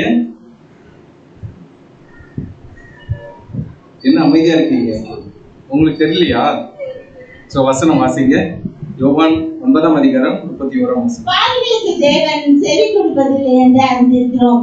ஒருவன் தேவ பக்தியுள்ளவனாய் இருந்தும் அவருக்கு சித்தமானதை செய்தால் அவனுக்கு செவி கொடுப்பார். தேவனுக்கு பயமே என்னதான் அப்படின்னு பாத்தீங்கன்னா ஒரு நீதி. அதாவது தேவனுக்கு பயப்படுறது நீதி அப்படின்னா, தேவன் என்ன விரும்புறாரோ அதை உண்மையா உள்வாங்கி பயபக்தியா அவருடைய காரியத்தை செயல்படுறதுக்கு பேரு அப்படி என்ன அப்படின்னு பாத்தீங்கன்னா நீதிமான் அப்படின்னு பேரு. இந்த ஒரு ஜபத்தை தேவன் எப்படி கேட்கிறாரு அப்படின்றத பாத்தீங்கன்னா, சங்கீதம் 34:17 வாசிங்க. நீதிமான் கூப்பிடும்போது கர்த்தர் கேட்டு அவர்களுடைய எல்லா உபத்திரவங்களுக்கும் நீங்களாக்கி விடுகிறார். இங்க என்ன சொல்லப்பட்டிருக்கு அப்படின்னு பாத்தீங்கன்னா, நீதிமான் கூப்பிடும்போது கர்த்தர் அதை கேட்டு அவர்களுடைய எல்லா உபத்திரவங்களுக்கும். அப்ப நீதிமான் அப்படி யாரு அப்படின்னு பாத்தீங்கன்னா, முன்னாடி ஒரு வசனம் பார்த்தோம் இல்லைங்களா, யாருடைய ஜபத்தை கேட்பதில்லை அப்படின்னு பாத்தீங்கன்னா, யாரு தேவனுடைய வார்த்தையை கேட்கலையோ அவங்களுடைய ஜெபத்தை கேட்கறது இல்லை. ஆனா இப்ப நாம இது என்ன சொல்றோம் அப்படின்னு பாத்தீங்கன்னா, யாருடைய ஜெபம் கேட்கப்படும் அப்படின்னா, தேவனுடைய அந்த நீதியை கடைபிடிச்சு அதை ஒரு ஃபாலோ பண்றவங்களுடைய ஜெபம் வந்து கேட்கப்படும் அப்படின்னு சொல்றது. சோ தொடர்ந்து வாசிக்கலாம். சங்கீதம் 34:15. கர்த்தருடைய கண்கள் நீதிமான்கள் மேல் நோக்கமா இருக்கிறது, அது செவிகள் அவர் கூப்பிடுவதற்கு திறந்திருக்கிறது. சோ கர்த்தருடைய கண்கள் நீதிமான்கள் மேல் நோக்கமா இருக்கு அப்படின்னா, சோ நாம தேவனுக்கு உண்மையா இருந்து அந்த ஒரு காரியத்துல நம்ம சரியா நடந்தோம் அப்படின்னா, அவருடைய கண்கள் யாரு மேல நோக்கமா இருக்கு அப்படின்னு பாத்தீங்கன்னா, யாரு மேல? இந்த நீதிமானுடைய அவருடைய செவி என்ன பண்ணிருக்குன்னா, அவர் கூப்பிடுறதுக்கு திறந்தே இருக்குங்களா. புரியுதுங்களா? சோ நீதிமான் குறிச்சு ஒரு சங்கீதம், ஒரு ஃபேமஸான ஒரு சங்கீதம் இருக்கு. எத்தனாவது சங்கீதம் அப்படின்னு சொன்னா 23வது சங்கீதம். யாருக்காவது வசனம் ஞாபகம்? சோ அப்ப இந்த வசனத்துக்குரிய விளக்கம் உங்களுக்கு சொல்ல தேவையில்லை, எல்லாமே உங்களுக்கு தெரியும். சோ கர்த்தர் என் மேய்ப்பராய் இருக்கிறார், நான் தாழ்ச்சி அடையேன் அப்படின்னா என்ன? இல்ல பரவாயில்ல, சொல்லுங்க. என்ன தெரியுமோ, என்ன தெரியுமோ சொல்லுங்க. கர்த்தர் என் மேய்ப்பராய் இருக்கிறார், நான் தாழ்ச்சி அடையேன்னா இது யாருக்கு சொல்லப்பட்ட சங்கீதம்? யாரு சொன்னது? இது இயேசு கிறிஸ்து சொன்னதா? இல்ல தாவீது தான் சொன்னது. யார் பேசினது? தேவனா இயேசு கிறிஸ்து? தேவன் தான் பேசினாரு, இயேசு கிறிஸ்து மூலமா பேசியிருக்காரு. சோ இது இங்கிலீஷ்ல எப்படி சொல்லப்பட்டிருக்கு அப்படின்னு பாத்தீங்கன்னா, அப்படின்னா என்ன? சோ அதான் சிம்பிள். கர்த்தர் என் மெய்ப்பரா இருந்தாலே போதும், எனக்கு வேற எதுவும் தேவையே இல்லை. சோ அந்த ஒரு கான்செப்ட் அப்படின்னா என்ன அப்படின்னு பாத்தீங்கன்னா, நீங்க என்ன மெய்ப்பரா இருக்கீங்க, நான் தாழ்ச்சி அடையன்றது வந்து நமக்கு வந்து சரியான விளக்கம் புரியல இல்லைங்களா? சோ கர்த்தர் என் அதாவது நீங்க என்ன அதாவது நீங்க என்ன மெய்ப்பரா என்னை வந்து பார்த்துக்கிட்டாங்களாவே எனக்கு அது போதும், வேற எதுவுமே எனக்கு தேவையில்லை அப்படின்னு சொல்றாங்க. சோ இதே தாவீது வேற ஒரு சங்கீதத்துல எப்படி சொல்றாரு அப்படின்னு பாத்தீங்கன்னா, வசனம் வாசிங்க. சங்கீதம் 37.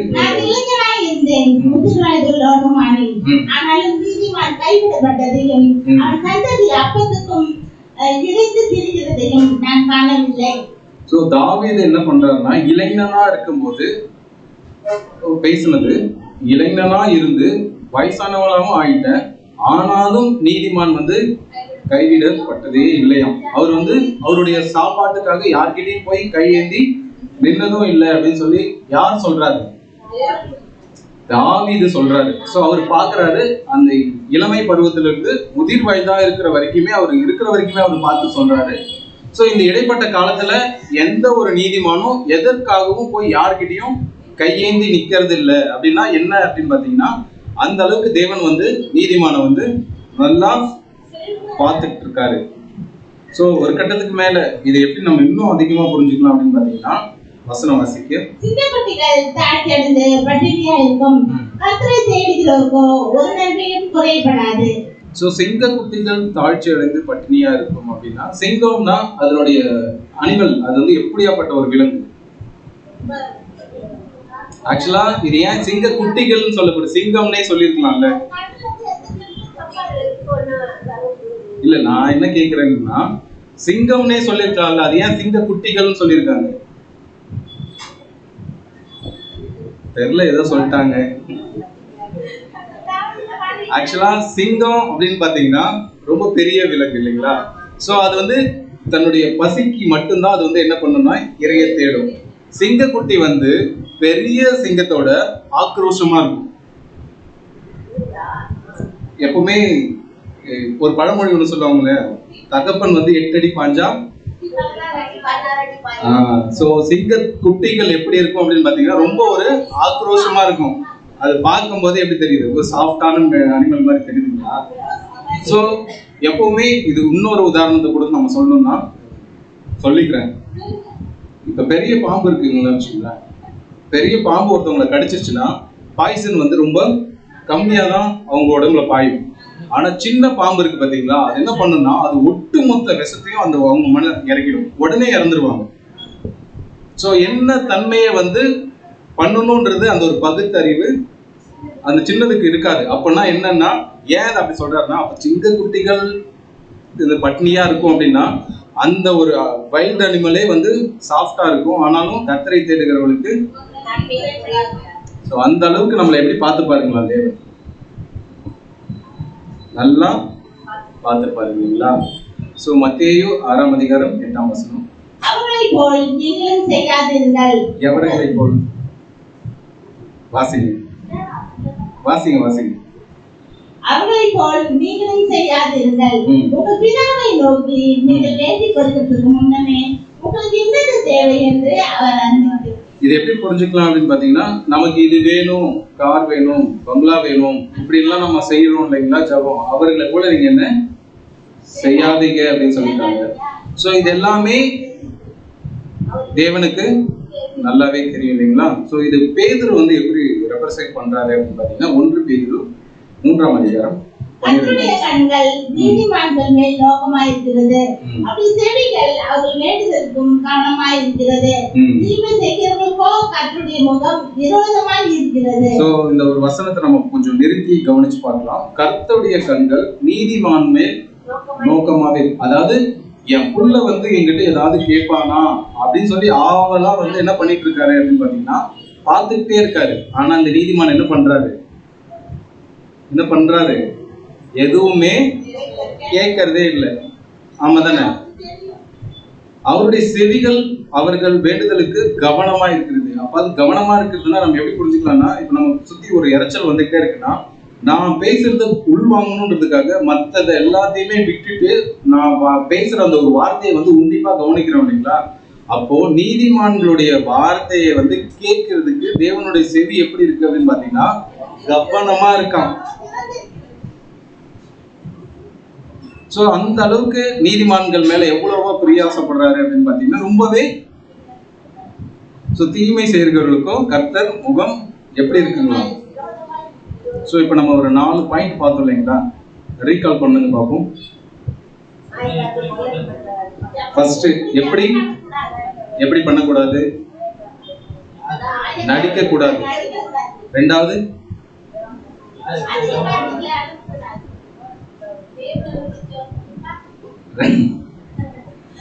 முதல்ல வந்து எப்படி ஜபம் பண்ணக்கூடாது அப்படின்றத நம்ம பார்த்தோம். நடிக்க கூடாது. யார் இடத்துல ஜபம் பண்ணணும் அப்படின்னு பார்க்கும்போது இயேசு கிறிஸ்து மூலமா பிதாவின் இடத்துல இருக்கு. சோ 3வது என்ன பார்த்தோம் அப்படின்னு பாத்தீங்கன்னா, யாருடைய ஜபத்தை தேவன் கேட்பதில்லை அப்படின்னு பாத்தீங்கன்னா, தேவனுடைய வார்த்தையை யாரு கேட்கலையோ அவனுடைய. சோ இப்ப நாம பார்த்தது யாருடைய ஜபத்தை தேவன் கேட்பார். நீதிமான்கள்னா யாரு? இப்ப பதில் சொல்லாங்க. அப்ப நாமெல்லாம் அந்த மாதிரி நடக்கலையா? அப்ப நாம சொல்லுங்க. அப்ப சொன்னது நம்ம தெரியாம சொன்னது, இப்ப தெரிஞ்சு நீங்க சொல்லலன்றது தப்பு. சோ ஜபத்தில் நாம எதை கேட்கிறது? இப்போ நாம இந்த ஒரு கான்செப்ட் பார்த்தோம் இல்லைங்களா, 1 பேதுருல நீதிமான் என்ன கேட்பாருன்னு சொல்லி யாரு காத்துட்டு இருக்காருங்களா. ஆனா காத்திருந்து என்ன ஒண்ணுமே கேட்கலையேன்னு சொல்லி அவரே என்ன ஆகுறாருங்களா. அப்போ நீதிமான் எதையுமே ஏன் கேட்க மாட்டாங்க?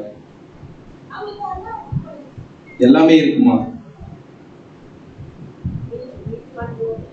அதுதான் அடுத்த பாயிண்ட் என்ன அப்படின்னு பாத்தீங்கன்னா, அவருடைய கண்கள் நீதிமான்கள் மேல இருக்கிறதுல எந்த வித மாற்றமும் இல்லை.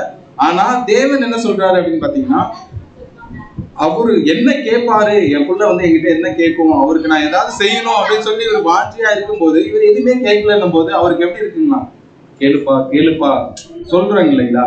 அந்த அளவுக்கு அவர் என்ன பண்றாருன்னா ரொம்ப ஒரு ஆர்வமா இருக்காரு, என் பையன் என்கிட்ட ஏதாவது கேட்பானா. ஆனா அவர் என்ன பண்றாருன்னா, அன்பார்ச்சுனேட்லி நீதிமான் எதுவுமே. அப்ப நாம ரொம்ப நாள் ஜபத்துல என்னென்னலாம் கேட்டு இருந்தோம். தேவன் ஒருத்தவங்களுக்காக காத்துட்டு இருக்கிறதும் நாம கெஞ்சி கூத்தாடி எங்களோட ஜெபத்தை கேளுங்கன்னு சொல்றதுக்கும் எவ்வளவு வித்தியாசம் இருக்கு பாத்தீங்களா? சோ தேவன் காத்துட்டு இருக்கிற பர்சன் எது மேலேயும் விருப்பம் இல்லாம தேவனுடைய நீதி மேல மட்டுமே விருப்பத்தோட இருக்கிறான். ஆனா இது வேணும் அது வேணும், இப்ப எனக்கு தலைவலின்னா நான் யார்கிட்ட போகணும்? டாக்டர்கிட்ட தானே போகணும். மாறாக நான் போய் ஒரு பிரேயர் பண்ணிட்டு வரேன், எனக்கு தலைவலி போயிடுன்னு சொல்லி நான் போய் பிரேயர் பண்ணா எனக்கு தலைவலி அதிகமாகுமா குறையுமா? எனக்கு தலைவலி அதிகமாகும். என் கூட இருக்கிறவங்களுக்கு தலைவலி வரும். இவங்க 2 பேரும் தலைவலியால பக்கத்துல இருக்கிறவங்களுக்கும் தலைவலி வரும். ஆமா தானே? இதுக்கு பேர் என்ன சொல்லிட்டு போனாங்க? நான் ஜெபம் பண்ணா என் தலைவலி. எதுக்கு எது பண்ணணும்ன்றது நமக்கு தேவன் தெளிவா சொல்லி கொடுத்துட்டாரு இல்லைங்களா? சோ நமக்கு தலைவலி வந்தாலோ இல்ல உடம்புல ஏதாவது பிரச்சனைனாலும் நம்ம எங்கதான் போகணும்? டாக்டர் கிட்ட தான் போகணும். சோ இப்ப இதெல்லாமே நம்ம பார்த்துட்டு இல்லைங்களா? இவ்வளவு தூரத்தை நம்ம கேட்டிருக்கோம். சோ தேவன் வந்து நீதிமான்கள் ஏதாவது கேட்பாங்களா அப்படின்னு சொல்லி பார்த்துட்டு இருந்த வரைக்கும் நீதிமான் வந்து என்ன பண்ணல? கேட்கல. சோ அப்படி என்னதாங்க அப்ப கேட்காததுக்கு எதுக்குங்க ஜெபம்? கரெக்ட் தானே? புரியுதா நான் பேசுறது? எதுக்கு ஜெபம் பண்றோம்? ஏதாவது ஒரு தேவை வேணும்ன்றதுக்காக தான் நம்ம கேட்கணும். அப்படின்னா நம்ம என்ன எதுவுமே கேட்காம இருக்கிறதுக்கு அதுக்கு எதுக்கு நீங்க கேட்குறீங்க அப்படின்னு நான் உங்களை ஒரு கேள்வி கேட்டா நீங்க உங்களுடைய பதில் என்னவா இருக்கும்? என்னங்க பேசுறீங்க? எவ்வளவு நேரம் பேசுறீங்க? சரி, அப்படி என்னதான் பேசுவீங்க? அதுதான் பேசுவீங்க. அதான் உங்களுக்கு என்ன வேணும்ன்றதே அவர் வந்து முன்னாடி நன்றி சொல்லுவீங்களா? சோ நம்ம என்ன கேட்கணும் தெரியுங்களா? ஜெபத்தில் எதை நாம் லூக்கா 11ஆம் அதிகாரம் 13ஆம் வசனம். பொல்லாதவர்களாகிய நீங்கள் உங்கள் பிள்ளைகளுக்கு நல்ல ஈவுகளை கொடுக்க அறிந்திருக்கும் போது பரமபிதாவானவர் நம்மிடத்தில் கேட்டுக் கொள்கிறவர்களுக்கு பரிசுத்த ஆவியை கொடுப்பது அதிக நிச்சயம் அல்லவா? இந்த ஒரு வசனம் எப்படி சொல்லுது அப்படின்னு பாத்தீங்கன்னா, பொல்லாதவர்களாகிய நீங்கள் உங்கள் பிள்ளைகளுக்கு நல்ல ஈவை, அதாவது கெட்டவங்களாவே இருந்தாலும் அவங்க பிள்ளைங்களுக்கு என்ன கொடுக்கணும்னு நினைப்பாங்க? நல்லது கொடுக்கணும்னு நினைக்கிறாங்க இல்லைங்களா? இப்போ ஒரு குழந்தை பிறக்குது, ஹாஸ்பிட்டல்ல இருக்கிற குழந்தை, அந்த குழந்தை கேட்குமா என்னை வந்து கார்ல கூப்பிட்டு போங்க, இல்ல என்ன பஸ்ல கூப்பிட்டு போங்க, இல்ல ஆட்டோல கூப்பிட்டு போங்கன்னு. ஆனா நீங்க என்ன பண்றீங்க? கார்ல போகணும், பஸ்ல போகணும், நீங்க தானே பிக்ஸ் பண்றீங்க. சோ நீங்க பொல்லாதவங்களா இருக்கிற நீங்களே இப்படி பண்ணும்போது பிதாவானவர் வந்து உங்களை வந்து எப்படி பண்ணுவாருங்களா? சோ அப்ப நம்ம என்ன கேட்கணும் அப்படின்னு பாத்தீங்கன்னா, நல்ல ஈவுகளை கொடுக்க அறிந்திருக்கும் போது, அதாவது பொல்லாதவர்களாகிய நீங்கள் உங்கள் பிள்ளைகளுக்கு நல்ல ஈவுகளை கொடுக்க அறிந்திருக்கும் போது பரமபிதாவானவர் தம்மிடத்தில் வேண்டிக் கொள்ளுகிறவர்களுக்கு பரிசுத்த ஆவியை. சோ அப்ப நீதிமான்கள் வந்து என்ன கேட்பாங்க? என்ன கேட்பாங்க? எதுக்காக அதை கேட்பாங்க?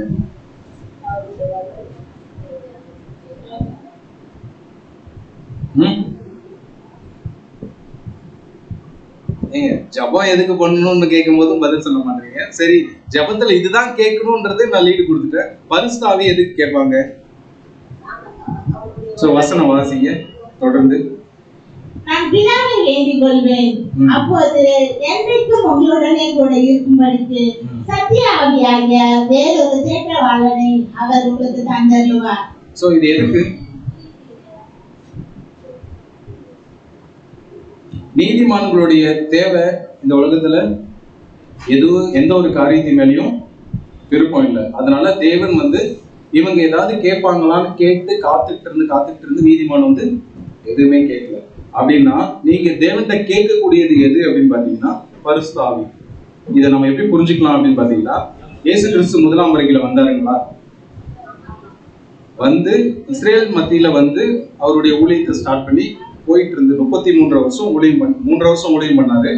அந்த 3 வருஷத்துல அவருடைய ஓட்டத்தை வந்து முடிக்கிற ஒரு சூழ்நிலை வரும்போது சீசர்கள் கிட்ட சொல்றாரு இல்லைங்களா, நான் போகக்கூடிய ஒரு நேரம் வந்துருச்சு அப்படின்னு சொல்லும்போது இவங்க என்ன பண்றாங்க அப்படின்னு பார்த்தா, நீங்க வந்து போகக்கூடாது, நீங்க எங்க கூட தான் இருக்கணும், பழகிட்டீங்க ரொம்ப நாள் எங்க கூட இருந்து நல்லது விஷயங்கள்லாம் எங்களுக்கு சொல்லி கொடுத்துட்டு திடீர்னு எங்களை வந்து நட்டாத்துல விட்டு போறீங்களே அப்படின்னு சொல்லி இவங்க வந்து அவங்கள கேட்கும்போது அவர் என்ன சொல்றாரு அப்படின்னு பாத்தீங்கன்னா, நீங்க கவலைப்படாதீங்க, நான் போய் உங்களுக்கு ஒரு தேற்ற வாரணி அனுப்புவேன் அப்படின்னா, இத்தனை நாள் வரைக்கும் நம்மளை வழி நடத்துறதுக்கு ஒரு ஆள் இருந்தாங்கன்னு சொல்லி இவங்க என்ன பண்ணிட்டாங்கன்னா, அவங்க காட்டி கொடுத்த பாதையிலே வந்துட்டாங்க.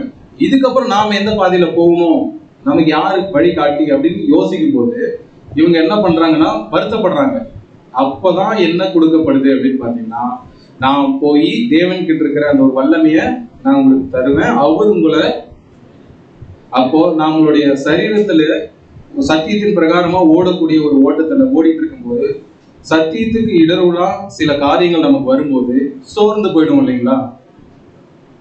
இப்ப நம்ம இந்த கிளாஸ்க்கு வரணும்னு நம்ம பிரயாசப்பட்டிருக்கோம், சரீரம் ஒத்துழைச்சிருக்காம சப்போஸ் கணவன் மனைவிக்குள்ள ஏதாவது ஒரு மனசாபம் வந்திருக்கும், போக முடியாத ஒரு சூழ்நிலையை கொண்டாந்து நிப்பாட்டி வச்சிருவான். இதை நான் மேற்கொள்ளணும்னா ஜபத்துல நம்ம வச்சு இதை நான் சரி கட்டிட்டு நான் உங்களுடைய வார்த்தை கேட்கறதுக்கு நான் போறேன், எனக்கு வந்து உங்களுடைய பரிசுத்தாவிய கொடுங்க. அந்த பரிசுத்தாவி வேற எதுவும் கிடையாது, நம்மளுடைய தேவன் நமக்கு கொடுக்கக்கூடிய ஒரு பலன். ஸோ நம்ம சோர்ந்து போகும்போதெல்லாம் அந்த பலன் நம்மள என்ன பண்ணணும் அப்படின்னு பாத்தீங்கன்னா, ஸோ நாம என்ன கேட்கணும்? இப்போ நீதிமானா இருக்கிறவங்க தேவன்கிட்ட கேட்கக்கூடிய ஒரே ஒரு காரியம் என்ன? ஸோ நாம நம்மளுடைய ஊழியத்துல நம்மளுடைய வாழ்க்கையில நம்ம சரிவர ஓடணும்னா நீங்க எனக்கு கொடுக்கக்கூடியது ஒன்னே ஒண்ணுதான், காரோ பணமோ பைக்கோ அதெல்லாம் கிடையாது, எனக்கு என்ன? வல்லமை. சார் இந்த ஒரு ஊமையை ஒண்ணு படிச்சிருவோம். லூக்கா 12ஆம் அதிகாரம் 16ஆம் வசனம். அல்லாமலும் ஒரு ஊமையை அவருக்கு சொன்னார். ஐஸ்வர்யமுள்ள ஒருவனின் நிலம் நன்றாய் விளைந்தது. சோ இங்க என்ன சொல்றாங்க அப்படின்னு பாத்தீங்கன்னா, ஐஸ்வர்யவான் ஒருத்தங்க இருக்காங்க, அவங்களுடைய நிலத்துல வந்து நல்ல விளைச்சல், சரிங்களா, நல்லா விளைஞ்சிருச்சு. இவங்களுடைய மனநிலை எப்படி இருக்கும்? இருங்க வசனம் வாசிங்க. லூக்கா 12ஆம் அதிகாரம் 16ஆம் வசனம். அப்போது அவன், நான் என்ன செய்வேன்? என் தானியங்களை சேர்த்து வைக்கிறதுக்கு இடம் இல்லையோ? நான் ஒன்று செய்வேன், என் களஞ்சியங்களை இடித்து பெரிதாக கட்டி எனக்கு விளைந்த தானியத்தையும் என் பொருளையும் அங்கே சேர்த்து வைத்து பின்பு அதுமாவே உனக்காக அநேக வருஷங்களுக்கும் அநேக பொருள்கள் சேர்ந்து வைக்கப்பட்டிருந்தது, நீ இளைப்பாரி புசித்து குடித்து பூமிப்பாயிரு என்று என் ஆத்மாவோடு சொல்வேன் என்றும் தனக்குள்ளே சிந்தித்து கொண்டான். சோ ஒரு ஐஸ்வர்யவான் என்ன சொல்றாங்கன்னா, அவங்க வந்து ஒரு பெரிய ஒரு லேண்ட் ஒன்று இருக்கு, அதாவது நிலம் இருக்கு. அவங்களுக்கு என்ன ஆகுதுன்னா, மற்ற விளைச்சலை காட்டிலும் இந்த வருஷம் அவங்களுக்கு என்ன பண்ணிடுச்சு அப்படின்னு பாத்தீங்கன்னா அதிகமான ஒரு விளைச்சல் வந்துருச்சு. ஸோ அந்த விளைச்சல்ல வந்து என்ன பண்ணுது அப்படின்னு பாத்தீங்கன்னா, சேமிப்பு பண்றதுக்கே இடம் இல்லையா. அங்க அறுவடை பண்ண அந்த ஒரு நெல்கதிரை எடுத்துட்டு வந்து வைக்கிறதுக்கு இடமே இல்லையா. அதனால இவர் என்ன சொல்றாரு அப்படின்னு பாத்தீங்கன்னா, எங்கெங்கெல்லாம் இடம் இருக்கோ அந்த எல்லா இடத்தையும் போய் வைக்கிறதுக்கு பதிலா ஒரே இடத்திலே வைக்கணும்னு நான் ஆசைப்படுறேன். அதனால அங்க இருக்கிற இடத்தையும் இங்க இருக்கிற இடத்தையும் எல்லாத்தையுமே வித்துட்டு ஒரே இடத்தையா வாங்கி அந்த இடத்த ஒரு களஞ்சியத்தை கட்டி அந்த இடத்துல போயிட்டு நான் எல்லாத்தையும் சேர்த்து வச்சுட்டேன்னா நமக்கு நலமா இருக்கும், நாம பின்னாடி வந்து சந்தோஷமா இருந்துக்கலாம் அப்படின்னு சொல்லி இவர் வந்து நினைக்கிறாரு. இப்படி நினைக்கிறது சரியா? ஏன் தப்பு? சப்ஜெக்ட் கேட்டீங்களா? இன்னைக்கு சொன்னாங்களா? சரி, அடுத்த ஒரு வசனம் வாசிங்க. மதிகேடனே, உன் ஆத்துமா உன்னிடத்திலிருந்து இந்த ராத்திரியிலே எடுத்துக் கொள்ளப்படும், அப்போது நீ சேகரித்தவர்கள் யாருடையதாகும் என்றார். தேவனோ அவனை நோக்கி, மதிகேடனே அப்படின்னா என்னங்க? மதினா கேடனேனா இல்ல. சோ அறிவு, அது அப்படி எப்படி சொல்லலாம்? நம்ம லாங்குவேஜ்ல எப்படி சொல்லுவீங்க? அறிவு உன் ஆத்மா உன்னிடத்திலிருந்து ராத்திரியில எடுத்துக்கொள்ளப்படும், அப்பொழுது நீ சேகரித்தவைகளை என்ன பண்ணுவா? இப்போ இதெல்லாத்தையும் வித்து ஒரே இடத்துல கொண்டாந்து சேர்த்து அந்த ஒரு தானியத்தை எல்லாத்தையுமே நீ செத்ததுக்கு அப்புறம், இன்னைக்கே நீ செத்து போயிட்ட, எடுத்துட்டு வந்து வைக்கிற அன்னைக்கு விடிஞ்சு பார்த்தா நீ உயிரோட இல்லை. அப்ப அது யாருது? யாருடையதோ? அதுக்கா நீ இவ்வளவு பிரயாசப்படுற அப்படின்னு சொல்லி கேட்கிறாரு. இது என்ன அப்படின்னு பாத்தீங்கன்னா, ஆக்சுவலா இது ஒரு பேரபிள். இது என்ன அப்படின்றது நம்ம வந்து பின்னாடி விளக்கம் பார்க்கலாம். ஸோ தொடர்ந்து வாசிக்கலாம். லூக்கா 12ஆம் அதிகாரம் 30ஆம் வசனம். இவைகள் எல்லாம் உலகத்தார் நாடி தேடுகிறார்கள். இவைகள் உங்களுக்கு வேண்டியவை என்று உங்கள் பிதாவானவர் அறிந்திருக்கிறார். இப்ப நம்ம பார்த்தோம் இல்லைங்களா, களஞ்சியத்தை வந்து சேர்க்கிறது. ஸோ இது எல்லாமே யார் தேடுறாங்க? ஸோ இவைகள் எல்லாம் உங்களுக்கு தேவையில்லைன்னு சொல்லி யார் சொல்றாரு?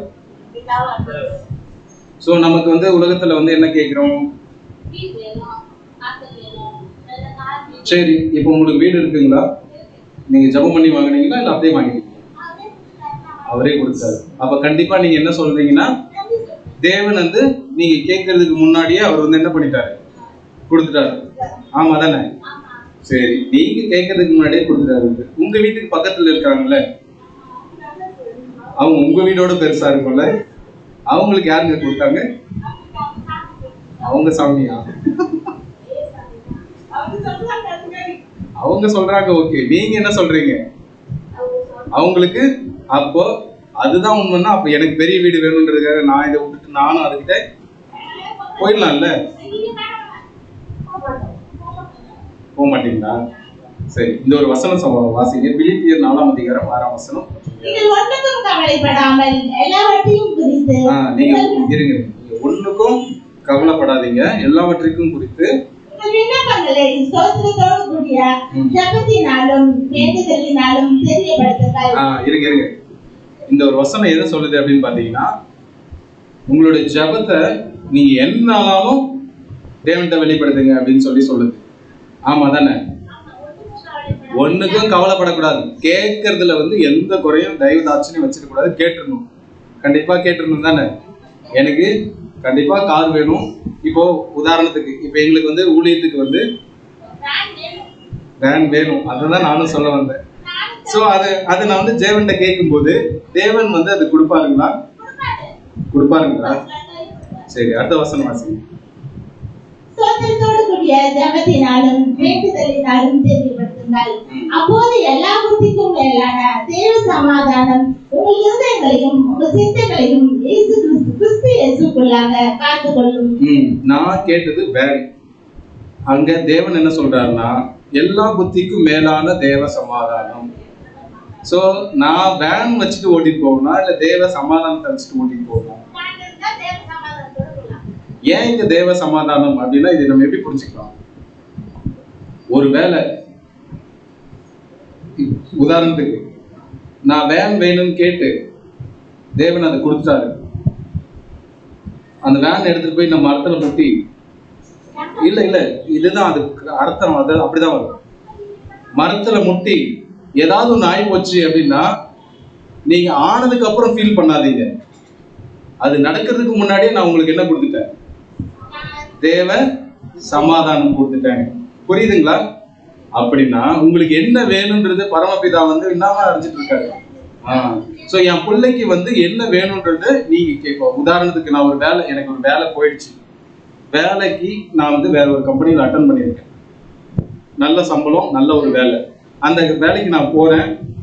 தேவனுக்கு சித்தமானா அது நடக்கும், இல்ல நடக்காமலும் போலான்னு சொல்லிட்டு நான் என்ன பண்ணிட்டேன், ஜெபத்துல வச்சுட்டு நான் போயிட்டேன். தேவனுக்கு வந்து பிரியமா இல்லாம அந்த வேலை வந்து எனக்கு கிடைக்காம போயிடுச்சு. நான் ரிட்டர்ன் வந்துட்டேன். நான் வந்து இங்க வந்து ஏன் அது எனக்கு கிடைக்கலன்னு சொல்லி நான் மனம் கசந்து தேவன்கிட்ட வந்து நான் மறுபடியும் ஜெபத்துல வைக்கிறதுனால ஏதாவது பலன் இருக்குங்களா? சரி, ஒருவேளை அந்த வேலை எனக்கு கிடைச்சிருச்சு, இருங்க, ஒன்றும் இல்லைன்னு சொல்லிட்டீங்க. ஒருவேளை எனக்கு அந்த வேலை கிடைச்சிருச்சு, அதனால நீங்க எனக்கு அந்த வேலையை கொடுத்தீங்கன்னு சொல்லி நான் அவருக்கு நன்றி சொல்லலாமா? அது எப்படி? நல்லது பண்ணா அவருக்கு விருப்பம், அதுவே அவர் பண்ணலன்னா அது சமாதானம். சோ இதை நம்ம எப்படி புரிஞ்சு, எதுக்காக நான் இதை சொல்றேன் அப்படின்னா, இப்போ இங்க நான் ஊழியத்துல நாங்க வந்து ஞாயிற்றுக்கிழமை ஆகும்போது நாங்க வந்து இங்க கலந்துக்கிறோம். அந்த ஒரு வேலை அதிக சம்பளம், எல்லா நாளும் ஒர்க் பண்ணணும்னு சொல்லிட்டாங்கன்னு வச்சுக்கோங்க. அப்போ ஊழியம் வந்து தடைப்பட்டுருக்குங்களா? அப்போ அந்த வேலை வந்து உனக்கு செட் ஆகாதுன்னு சொல்லி யார் முடிவு பண்ணிடுறா? தேவன் முடிவு பண்ணி, நீ அந்த வேலையெல்லாம் ஒன்றும் போகிறதால இந்த வேலையில இருந்தால் மட்டும்தான் உன்னால ஊழியத்தை பண்ண முடியும்னு சொல்லி அவர் என்ன பண்ணிடுறாருன்னா ஸ்கிப் பண்ணிடுறாரு. அதே மாதிரி தான் நாம தேவன்கிட்ட வேண்டுதல் கேட்டு நான் கார் வாங்கி இதை நான் பண்ணிட்டேன் அப்படின்னும் போது ஆக்சிடென்ட் ஆகிடக்கூடாதுன்றதுக்காகவே முன்னாடியே என்ன பண்ணிட்டாரு அப்படின்னு பார்த்தீங்கன்னா நான் உங்களுக்கு தேவ சமாதானத்தை கொடுத்துட்றேன். ஸோ நான் உயிர் போய் நான் ஊழியத்தை பண்ண முடியாம போயிடுச்சுன்னா அந்த ஒரு நிலைமைக்கு நீங்க ஏன் போறீங்க? அதனால நீங்க என்ன பண்ணுங்க, இருக்கிறதுல வச்சு நீங்க வந்து கொஞ்சத்துல உண்மையா இருந்தாலும் நம்ம வசனத்துல எல்லாம் பார்த்துருக்கோம். ஸோ அப்போ நமக்கு கிடைச்சதுல நாம வந்து என்ன பண்ணிடணும், உண்மையா இருக்கணும். ஸோ நமக்கு அது வேணும் இது வேணும்னு சொல்லி எதையுமே எது வேணும்னு நினைக்கிறோமோ அது வந்து யார் கொடுத்துருவாரு? ஸோ நம்ம இப்போ ஒரு 5 பாயிண்ட் பார்த்தோம், அப்படியே ரிப்பீட் பண்ணுங்க, மறக்க கூடாது. முதல்ல கேள்வியோட பதில் சொல்லுங்க. எப்படி ஜெபம், எப்படி பண்ணக்கூடாது, நடிக்க கூடாது, யார் இடத்துல ஜெபம் பண்ணணும், யார் மூலமா பண்ணணும், அப்புறம் யாருடைய ஜெபத்தை தேவன் கேட்பதில்லை, யாரு அவருடைய வார்த்தையை கேட்கலையோ அவங்களுடைய ஜெபத்தை, யாருடைய ஜெபத்தை கேட்பார், யார் நீதிமான். இப்போ இன்னொரு பாயிண்ட் பார்த்தோம், இப்ப கடைசியா பார்த்தோமே,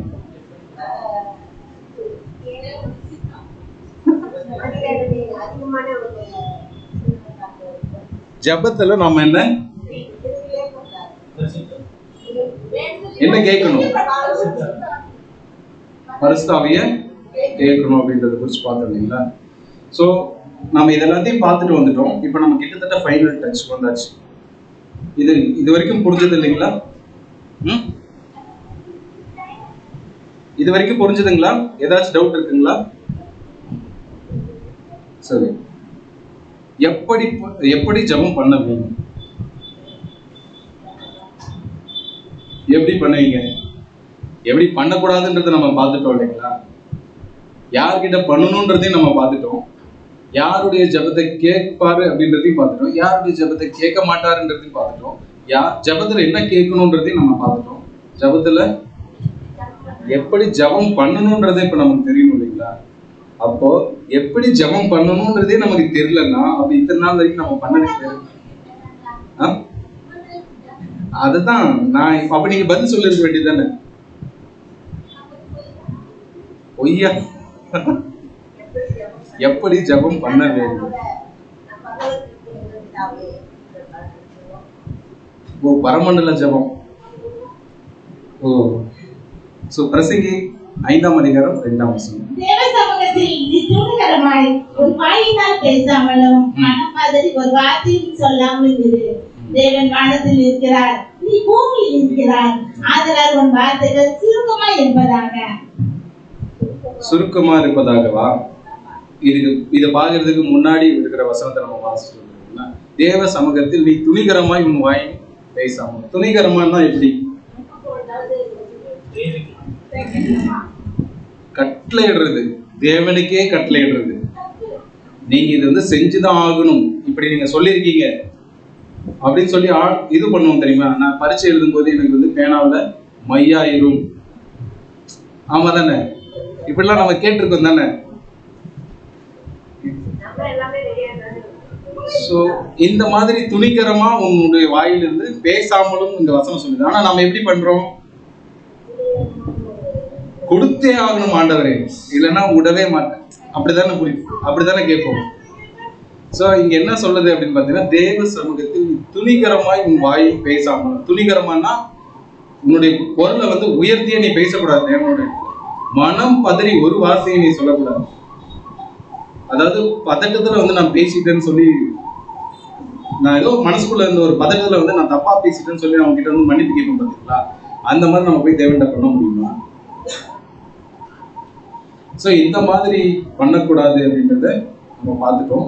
ஸோ இது மாதிரி பண்ணாம அப்போ நம்ம 1 மணி நேரம் முழு இரவு ஜெபம், இந்த திறப்பின் வாசல் ஜெபம், அதிகாலை ஜெபம், இதெல்லாம் இருக்குல்ல, இதெல்லாம் பண்ணணும் அப்படின்னா அப்பனா இவ்வளவு திருத்தி நம்ம பார்த்துட்டு அப்புறம் உங்களோட ஜெபம் வந்து சுருக்கமா இருப்பதாக அப்படின்னா என்ன சுருக்கம்? சகோதரர் வந்து ஆரம்பிக்கும் போது ஒரு வார்த்தை சொன்னாங்க, இருக்கிறதுலே ரொம்ப சுருக்கமா ஒருத்தர் ஜெபம் பண்ணாருன்னு சொல்லி சொன்னாரா? யாரு எவ்வளவு சுருக்கமா பண்ணிருப்பாரு நீங்க நினைக்கிறீங்க? ஸ்தோத்திரம் அப்படின்னு யார் இது?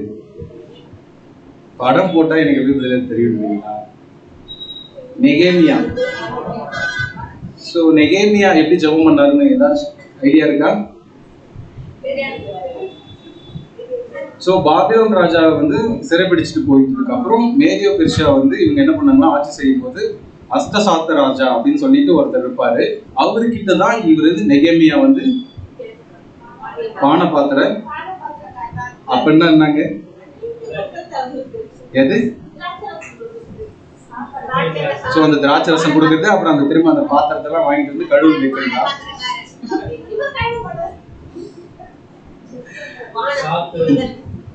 இது எப்படி புரிஞ்சுக்கலாம்னா, இவர் சாப்பிட்டதுக்கு அப்புறம் தான் அவர் சாப்பிடணும். ஏன் அப்படின்னு பாத்தீங்கன்னா, யாராச்சும் எதிரிகள் வந்து விஷத்தை கலந்து சாப்பாட்டுல கொடுத்து ராஜா செத்து போயிட்டாருன்னா என்ன ஆகுறது அப்படின்னு சொல்லிட்டு இவர் ஒரு சோதனை கருவியாவே அவர் என்ன பண்ணிருக்காருன்னா வச்சுட்டு இருந்திருக்காரு. சோ அப்படி இருக்கும்போது அங்க ஒரு பண்டிகை வருது. பண்டிகையில எல்லாருமே சந்தோஷமா இருக்காங்க. நெகேமியாவும் அந்த இடத்துல எப்படி இருக்காரு அப்படின்னு பாத்தீங்கன்னா ரொம்ப ஹாப்பியாவா இருக்காரு, ரொம்ப கஷ்டமா இருக்கிறாரு. அப்போ அஸ்தசாத்த ராஜா வந்து கேக்குறாரு, எல்லாருமே என்னுடைய பண்டிகை வந்து சந்தோஷமா சாப்பிட்டு கொண்டாடுறாங்க, அப்படி இருக்கும்போது நீங்க ஏன் இவ்வளவு கஷ்டமா இருக்கீங்க அப்படின்னு சொல்லி நெகேமியா பார்த்து கேக்குறாரு. சோ இந்த அஸ்தசாத்த ராஜா எப்படியாப்பட்டவர் அப்படின்னு பாத்தீங்கன்னா ரொம்ப ஒரு எதிரில யார் வந்தாலும் அவங்க வந்து பேசுறதால கொன்றுவார். அப்படியேப்பட்ட ஒரு ராஜா. அவர்கிட்ட தான் யாரு வேலை பார்க்கிறாரு? இவர் வந்து ஒரு கவர்மெண்ட் ஸ்டாஃப். இவர் வந்து ஆக்சுவலா ஒரு யூதன், ஆமாவா? அவருக்கு வந்து ஒரு கை வந்து ரொம்ப பெருசாகவும் ஒரு கை வந்து ரொம்ப ஷார்ட்டாகவும் இருக்கும். யாருக்கு? அந்த ராஜாவுக்கு. சோ அது வந்து நமக்கு நம்மளுடைய பார்வையில் அது எப்படி ஊனம். ஆனா அவர் அதை எப்படி தெரியுமா சொல்லி கன்வெர்ட் பண்ணிப்பாரு, நான் இந்த கையால அதிகமா வந்து எல்லாரையும் வெட்டி சாக்கிறதுனால இந்த கையை எனக்கு வந்து தேவன் வந்து பெருசா படைச்சிட்டு இந்த கையை வந்து எனக்கு வந்து யூஸ் பண்ணாம இருக்கிறதுனால இது சின்னதா போயிடுச்சுன்னு சொல்லி அவர் வந்து எப்படி பண்ணி பாருங்களா, அவரையே வந்து ஒரு மாதிரி கெத்தா காமிச்சு பாருங்களா. சோ அந்த அளவுக்கு அப்படி இருக்கிறவங்க கிட்ட வேலை பார்க்கறது எவ்வளவு பெரிய கஷ்டம், ஆமா தானே? இவரு அந்த இடத்துல ஒரு விஷயத்த வந்து வைக்கிறாரு. என்ன அப்படின்னு எருசலேம் தேவாலயத்தை வந்து இவர் கட்டணும்ன்றது நெகேமியாவுக்கு விருப்பம். ஏன்னா அங்க இருந்து வந்த யூத ஜனங்கள் எல்லாமே இவங்க என்ன பண்றாங்கன்னா அடிமையா இருக்காங்க, இதை நம்ம வந்து மாத்தணும் அப்படின்னு சொல்லி இவர் வந்து மனம் கசந்து சோர்வா இருக்கும்போது இவர் வந்து அஸ்தசாத்த ராஜா வந்து இவர்கிட்ட கேட்கிறாரு, ஏன் நீ வந்து சோகமா இருக்க அப்படின்னு கேட்கும்போது இவர் வந்து யோசிக்கிறாரு, சொல்லலாமா வேணாமா. ஏன்னா அவர் தான் எதிரி, பார்த்தாலே என்ன பண்றாரு. அப்படி இருக்கும்போது இவர்கிட்ட போய் நம்ம எப்படி பேசுறது அப்படின்னு சொல்லி நம்ம இவர் என்ன பண்றாருன்னா பயப்படுறாரு. அப்போ இவர் வந்து ஜெபம் பண்ணிருப்பாரு இல்லைங்களா, அந்த அதிகாரம் நீங்க படிச்சிருந்தீங்களோ உங்களுக்கு தெரிஞ்சிருக்கும். சரி பரவாயில்ல, நம்ம ஸ்டோரியாவே படிச்சுக்கணும். சோ இவர் என்ன பண்றாரு அப்படின்னு பாத்தீங்கன்னா ஜெபம் பண்ணி தேவன்கிட்ட வந்து பர்மிஷன் வாங்கணும். இப்ப நான் வந்து சொன்னா சரியாகுமா, இது ஓகே ஆயிடுமா? தேவன் இவர் வந்து அஸ்தசாத்த ராஜா வந்து என்னை அனுப்பி எருசலேம் தேவாலயத்தை கட்டுறதுக்கு என்ன அனுப்பி விட்டுருவாரா அப்படின்னு கேட்கும்போது கேட்கணும், இதை தேவன்கிட்ட போய் கேட்கணும். இவர் டக்குன்னு இருங்க ஒரு நிமிஷம் வரேன்னு சொல்லிட்டு வீட்டுக்கு போயிட்டு ரூமை போட்டு அங்க உட்காந்து மணிக்கணக்கா ஜெபம் பண்ணிட்டு வெளில வந்து பார்க்கும்போது ஃபங்க்ஷன் முடிச்சுட்டு எல்லாமே அவங்கவுங்க போய் என்ன பண்றாங்க, படுத்து தூங்கிடுவாங்க. அப்புறம் எங்க இருந்து இவர் போய் கேட்கறது? அப்ப இவருடைய ஜெபம் எந்த அளவுக்கு இருந்திருக்கணும்? அப்ப இவர் எப்படி கேட்டிருப்பாரு அப்படின்னு பாத்தீங்கன்னா, தேவனே இந்த டைம்ல நான் இதை கேட்க போறேன், கேட்கட்டுமா அப்படின்னும் போது தேவன் என்ன பண்ணிருப்பாரு, ப்ரொசீட் நீங்க கேளு அப்படின்னு சொன்னோம்னா இவர் கேட்கிறாரு, இந்த மாதிரி ராஜா நான் வந்து எனக்கு ஒரு கஷ்டம், எனக்கு ஒரு ஆசை இருக்கு, என்ன ஆசைப்பா அப்படின்னு கேட்கும்போது எருசலேம் தேவாலயத்தை வந்து நான் கட்டணும்னு ஆசைப்படுறேன், அதனால எனக்கு கொஞ்சம் லீவு வேணும், நான் போறேன் அப்படின்னு சொல்லி கேட்கும்போது இவர் என்ன பண்றாருன்னா இவ்வளவு நாள் அவருக்கு ஒர்க் பண்ணதுக்கான சம்பளம் எல்லாத்தையுமே கொடுத்து என்ன பண்ணுவாரு, அனுப்பி விட்டுறாரு. நீ என்ன பண்ண, போய் தேவாலயத்தை கட்டுன்னு சொல்லி. இவர் நினைச்சதுனால அது நடந்துச்சுங்களா?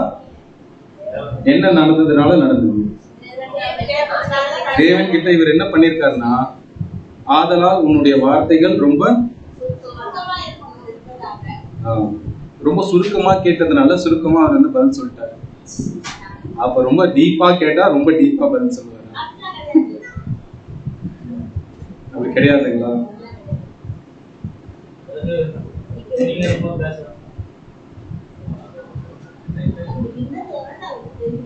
தெரியுமா?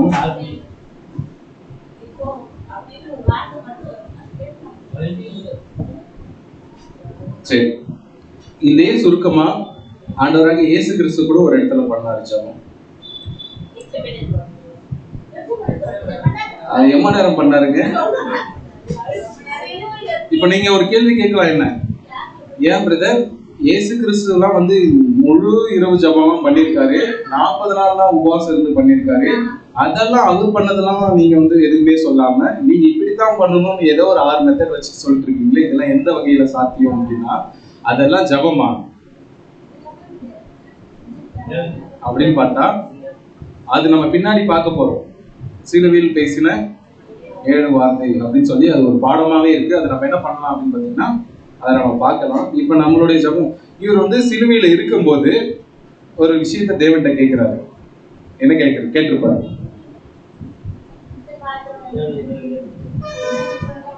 நீங்களும் சொல்லி கேட்டாருங்களா? நான் வந்து இஸ்ரேல் ஜனங்களை வந்து எல்லா பேருக்கும் நான் வந்து என்ன பண்ணேன்னா உங்களுடைய நாமத்தை வந்து சொன்னேன். ஆனா எனக்கு என்னமோ கிடைச்சது என்னமோ 12 பேர் தான். அந்த 12 பேர்லயுமே நான் 3 பேரை ஸ்பெசிபிக்கா கூட்டு போயிட்டு உங்களை நோக்கி நான் ஜெபம் பண்ணியிருக்கோம். அந்த 3 பேருமே என்ன பண்ணிட்டாங்க? தூங்கிட்டாங்க. சோ இந்த 3 பேரையும் விட்டுட்டு அந்த 9 பேரையும் சேர்த்து என்ன ஆகுது அப்படின்னு பாத்தீங்கன்னா, இவங்களுக்காக நான் என்ன பண்றேன் இல்ல, அப்ப வரைக்கும் இருந்துட்டு தானே இருக்காங்க.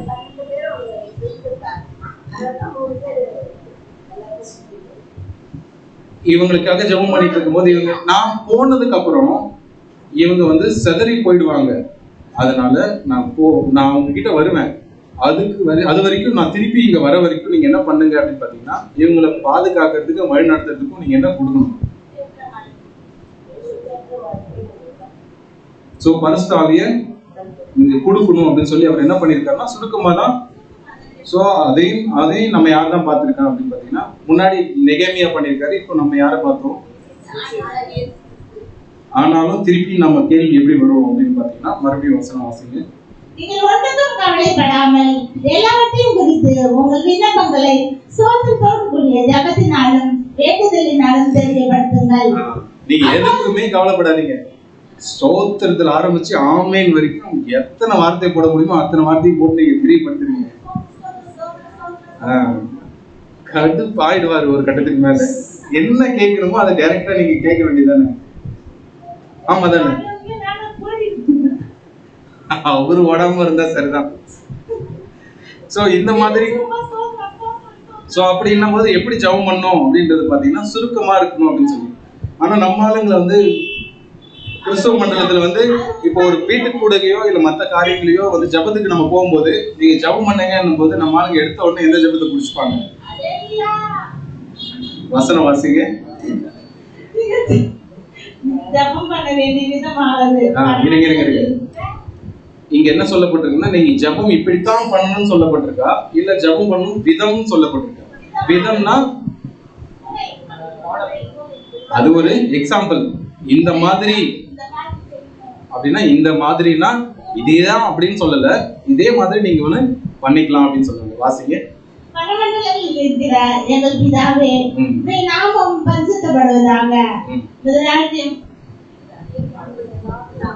சோ அந்த வசனம் நமக்கு தெரியும் இல்லைங்களா?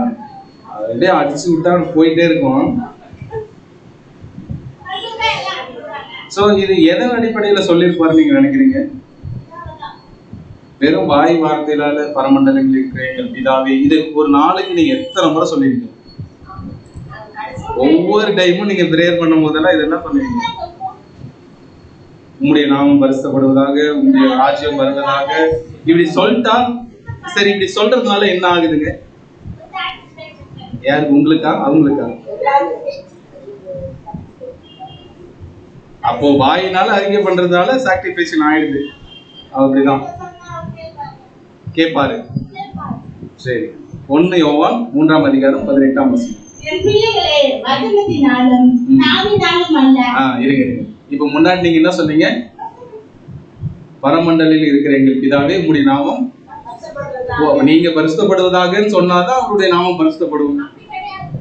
இப்போ என் பிள்ளைகளே வசனத்தினாலும் நாவினாலும் அல்ல. அப்ப நீங்க சொன்னது வந்து வாயால சொல்றீங்களா இல்ல மனசால சொல்றீங்களா? அப்படியா? ஆனா இதை எப்படி புரிஞ்சுக்கணும் அப்படின்னு பாத்தீங்கன்னா, நான் மனசுல இருக்கிறத யோசிச்சு பண்றது, வாயால அறிக்கை பண்றது சொல்லல. அடுத்த வசனம் அப்படியே கீழே வாசிங்க. கிரியினாலும் உண்மையினாலும் அன்பு கூறக்கடவோம். கிரி என்னன்னாங்க? இப்போ முன்னாடி நீங்க வாசிட்டீங்க இல்லைங்களா? பரமண்டலில் இருக்கிற எங்கள் பிதாவே உம்முடைய நாமம். இப்படி சொல்றதுனால ஒன்றும் இல்லைன்றது நீங்களே சொல்லிட்டீங்க. அதை எப்படி நீங்க கிரியையா பண்ணுவீங்க? அவரு எந்த மனநிலையில சொன்னாருன்றது நமக்கு தெரியாம தானே பரமண்டல ஜபத்தையும் நம்ம பண்ணிட்டு இருக்கோம். அப்படின்னா அது வந்து கிரியா சொன்னாரு. அப்போனா என்ன அப்படின்னு பாத்தீங்கன்னா, ஆண்டவராகிய இயேசு கிறிஸ்து பூமிக்கு எதுக்கு வந்தார்? நீங்க கேட்ட கேள்விக்கு தான் பதில் நான் சொல்றேன். ஆண்டவராகிய இயேசு கிறிஸ்து பூமிக்கு வந்து இந்த ஒரு வார்த்தையை தேவனை நோக்கி பேசுறாரு இல்லைங்களா? உம்முடைய ராஜ்யம் பூமிக்கு அவர் அந்த ராஜ்யம் வர்றதுக்காக அவர் என்னென்ன வேலை இங்க செஞ்சாரு? ஒரு ராஜ காரியத்துல இருந்து இறங்கி வந்து மாட்டு தொழுவத்துல பிறந்தாருங்களா?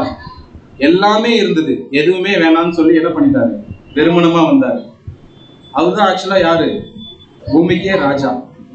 அந்த ராஜா ஸ்தானத்தை விட்டுட்டு இங்க என்ன பண்ணாருன்னா, ஒண்ணும் இல்லாம குப்பையா வந்தாரு. குப்பையா வந்து யாருக்கு அடிமையா இருந்தாரு? சாத்தானுக்கு கீழே இருந்தாரு. சாத்தான் தூக்கிட்டு போய் தேவனை வந்து கிறிஸ்துவ வந்து என்ன பண்ணாங்க? சோதிச்சாங்க இல்லைங்களா? எல்லா காரியத்திலையுமே சோதனை உண்டு பண்ணாங்க. அவங்க சொந்த ஜனங்களையே இயேசு கிறிஸ்துக்கு எதிராக திருப்பி விட்டாங்க. சோ இது எல்லாமே எதுக்காக இயேசு கிறிஸ்து பண்ணாரு? தேவனுக்காக. முன்னாடி நம்ம வசனம் பார்த்தோம் இல்லைங்களா? இந்த வசனம், பரமண்டலில் இருக்கிற எங்கள் பிதாவே உம்முடைய நாமம் பரிசுத்தப்படுவதாக, உம்முடைய ராஜ்யம் வருவதாக. சோ அந்த ஒரு இங்க பூமியில வரணும்னா இது வந்து வார்த்தையா இருந்தா வராது, அது செயல்ல காமிக்கணும். அப்படின்னும் போது இவர் என்ன பண்ணிருக்காரு அப்படின்னு பாத்தீங்கன்னா, அவர் அந்த இடத்துல இருந்து இங்க வந்து எப்படி வாழ்ந்திருக்காரு அப்படின்னு பாத்தீங்கன்னா, அந்த ஒரு இடத்தையே உருவாக்கி இருக்கிறாரு. புரியுதுங்களா? பூமியை வந்து அவரு அங்க வாழ்ற மாதிரி இந்த ஒரு இடத்த உருவாக்குனாதான் தேவன் வந்து இங்க வந்து என்ன பண்ணுவார்? ஆளுகை செய்வார். அப்படின்றதுக்காக தான் இவர் வந்து இந்த ஒரு எண்ணத்துலதான் சொன்னாரு. ஆனா நம்ம ஆள் எப்படி புரிஞ்சுக்கிட்டாங்க அப்படின்னா, இப்படி சொல்லினே இருக்கணும் அப்படின்னு சொல்லி சொல்லிட்டே இருந்தா அது நடந்துரும் அப்படின்னு நினைச்சிட்டு இருக்காங்க. இது வந்து வாயின் வார்த்தையில நடக்கிறது காரியம் கிடையாது, செயல்ல. அதனாலதான் இந்த வசனம் மறுபடியும் வாசிங்க. யோவான் 1ஆம் அதிகாரம். என் பிள்ளைகளே, வசனத்தினாலும் நாவினாலும் அல்ல, கிரியினாலும் உண்மையினாலும் அன்பு கூறக்கடவோம். சோ கிரியை அப்படின்னா தேவனுக்கு பிடிச்சமான ஒரு காரியத்தை நாம வந்து என்ன பண்ணணும் அப்படின்னு பாத்தீங்கன்னா, செய்ய ஸ்டார்ட் பண்ணிடணும். சோ நாம வந்து உண்மையாலுமே இப்போ உதாரணத்துக்கு நான் வந்து ரட்சிக்கப்படுறதுக்கு நீங்க என்ன பண்ணீங்க? தேவனே என்ன ரட்சியும் நம்ம சொல்லி ஜபத்துல வைக்கும் போது, ரட்சியப்படுறதுக்கு நீங்க என்ன மெனக்கிட்டீங்க? அதாவது உங்களுடைய பாவ காரியத்தை விடுறதுக்கு நம்ம ஏதாவது மெனக்கிட்டோமா? அப்போ நாம பண்றது பாவம், கேட்கறது விடுதலை. இது எப்படி சாத்தியம்? பாவத்தை விட்டாதானே விடுதலை வரும்.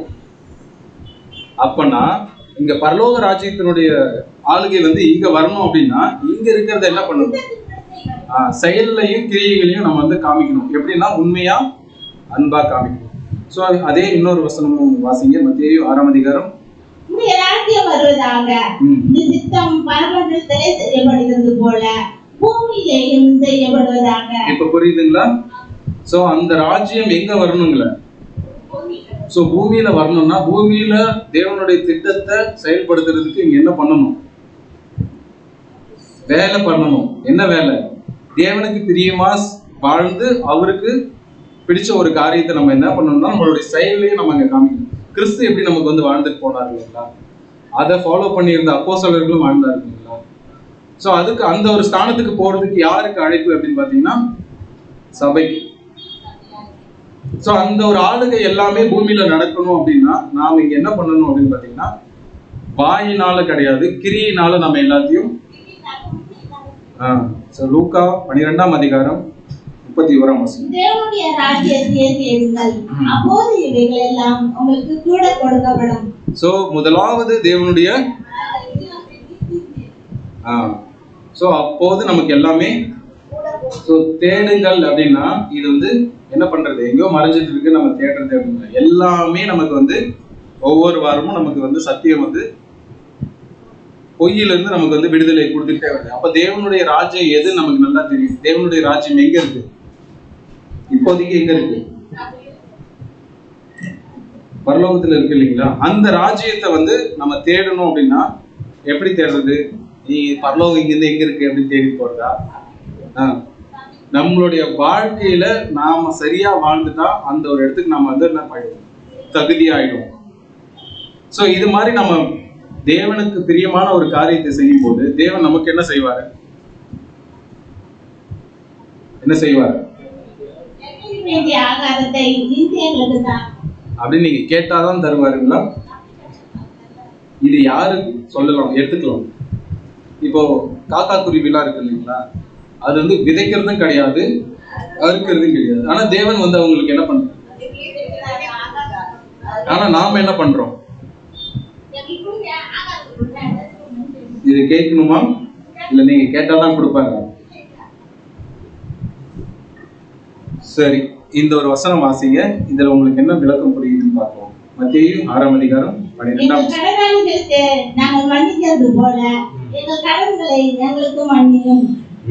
நல்லா அழுத்தமா வாசிங்க. எங்கள் கடனாளிகளுக்கு நாங்கள் மன்னிக்கிறது போல எங்கள் கடன்களை எங்களுக்கு மன்னியும்.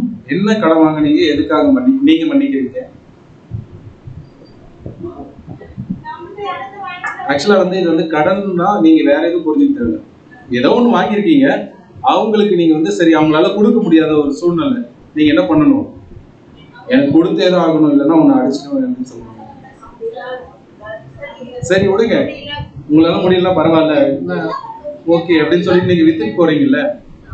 இந்த ஒரு குணாதிசயம் நமக்கு யார்கிட்ட இருந்து வந்துச்சு, கிறிஸ்து கிட்ட இருந்து. எப்படின்னா இப்ப நாம ஒரு நாளைக்கு எவ்வளவு பாவம் பண்றோம், ஒரு நாளைக்கு சராசரியா எவ்வளவு பொய் சொல்றாங்க. பொய்ன்றது தப்பு தானே. ஒரே சராசரியா ஒரு மனுஷன் ஹியூமன் பீயிங் 250 டைம் பொய் சொல்றாங்க. அப்படி இருக்கும்போது தேவன் இயேசு கிறிஸ்து தேவன்கிட்ட வந்து பரிந்து பேசிட்டு இருக்காரு இல்லைங்களா. நமக்கு நல்லாவே தெரியும், என் பிள்ளை வந்து தெரியாம ஏதோ பண்ணிட்டாங்க, தயவு செய்து ஒரு வாய்ப்பு கொடுங்கன்னு சொல்லி அவர் என்ன பண்றாரு நமக்காக. அப்போ இந்த ஒரு வசனம் எதை அடையாளப்படுத்துதுன்னா, நாம இங்க மன்னிக்கிறதுக்கு தயாராகவே இல்லை, ஆனா இயேசு கிறிஸ்து மட்டும் நம்மளுடைய பாவத்தை மன்னிக்கணும். இது எப்படி சாத்தியம், அதான் எப்படி. சோ வசனம் வாசிங்க. லூக்கா 17ஆம் அதிகாரம் 3ஆம் வசனம். யாரை குறிச்சு, உங்களை குறிச்சு எச்சரிக்கையா இருங்கள். உன் சகோதரன் உனக்கு விரோதமாய் குற்றம் செய்தால் அவனை கடிந்து கொள், அவன் மனஸ்தாபப்பட்டால் அவனுக்கு மன்னிப்பாயாக. உங்களை குறிச்சு நீங்க எச்சரிக்கையா இருங்க. உன் சகோதரன் உனக்கு விரோதமாய் குற்றம் செய்தால் அவனை என்ன பண்ணணும், மன்னிக்கணுமா. நீ பண்றது தப்புன்னு சொல்லி என்ன பண்ணணும், கடிந்து கொள்ளணும், அதாவது திட்டணும். அவன் உடனே அந்த தப்பை உணர்ந்து மனஸ்தாபப்பட்டா நீங்க என்ன பண்ணிடணும், திட்டுறதை விட்டுட்டு சரி விட, இதுக்கப்புறம் நீங்க பண்ணாதீங்கன்னு சொல்லி ஆறுதல் கொடுக்கணும். அதையே நீங்க திருப்பி திருப்பி திருப்பி திருப்பி அவனை திட்டிட்டே இருந்தீங்கன்னா,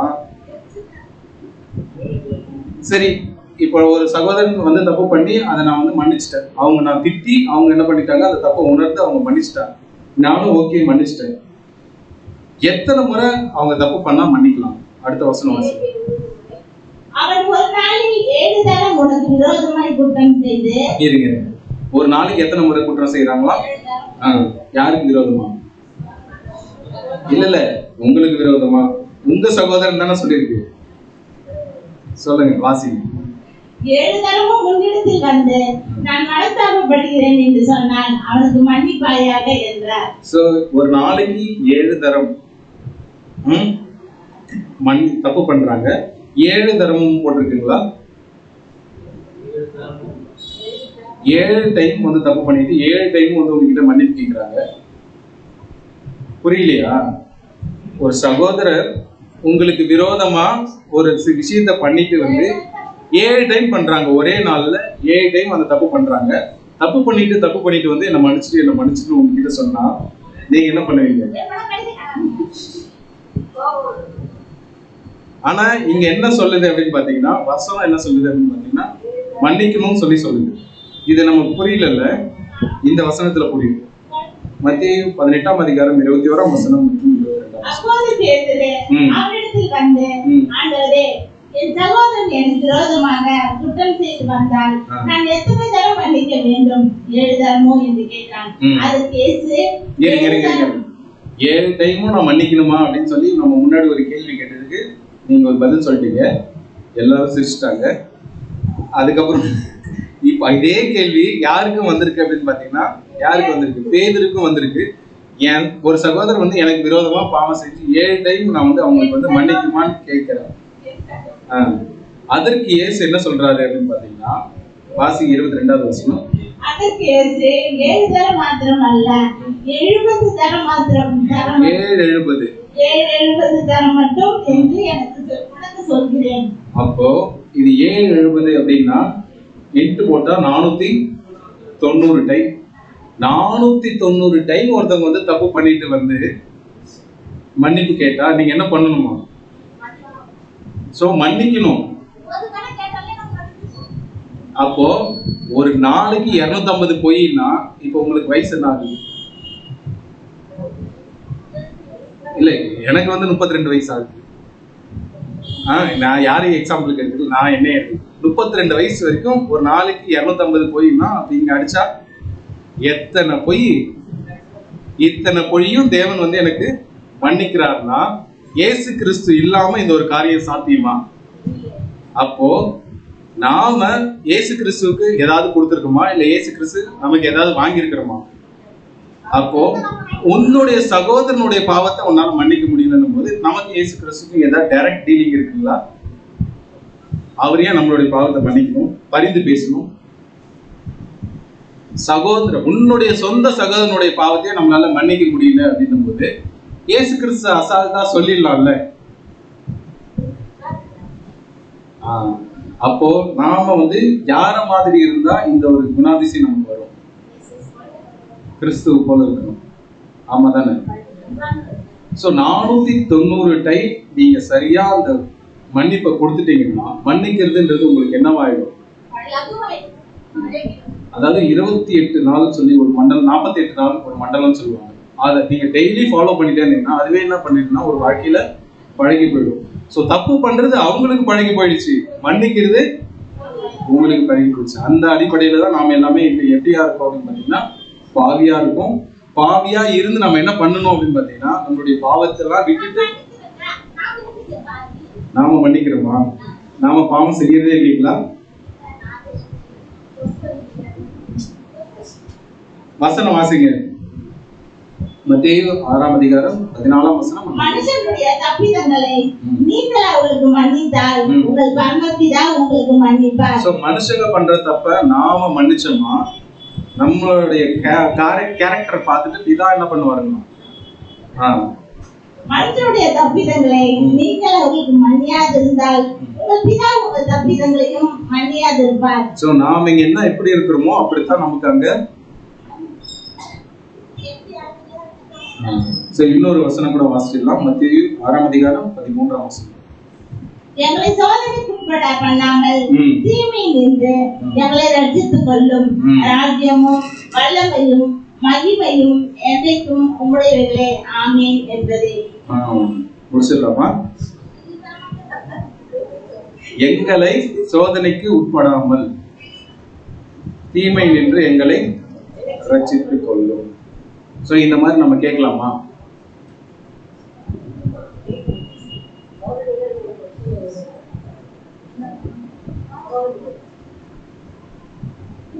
இந்த மாதிரி கேட்கலாமா தேவன்கிட்ட ஜெபத்துல? சோதனையை சகிக்கிற மனுஷன் யாருங்க? அப்போ இந்த ஒரு வார்த்தை எதுக்கு சொல்றது? சரி, ஒரு இது வசனம் இருக்கு இல்லைங்களா, அது வந்து வெள்ளி உப்பா இருக்கு இல்லைங்களா? அது வெள்ளியை வந்து எத்தனை முறை வந்து 7 தரம் உருக்கி புடமிடப்பட்ட சொற்களுக்கு ஒப்பா இருக்கு அப்படின்றத நம்ம பாக்குறோம் இல்லைங்களா? ஸோ அப்போ அந்த வெள்ளியை வந்து எத்தனை டைம் உருக்குனா அதனுடைய தன்மை எப்படியா இருக்கு அப்படின்னு பாத்தீங்கன்னா பியூரிஃபை ஆகுது, புதுசா ஆகுது. அது நெருப்புல போடும்போது அதுக்கு தெரியும் இல்லைங்களா, எனக்கு வலிக்குது நான் போறேன் அப்படின்னு சொல்லியிருந்தா அதனுடைய தன்மை எப்படி இருக்கும்? அப்போ சோதனை எனக்கு உட்படுத்தாமல் தீமை நின்று என்னை விலக்கி காணுங்க அப்படின்னா எந்த ஆபத்துமே எனக்கு வரக்கூடாது அப்படின்னு சொல்லி நம்ம எல்லாத்திலிருந்து நம்ம ஒதுங்கி போகணும்னு நினைச்சோமா நமக்கு என்ன?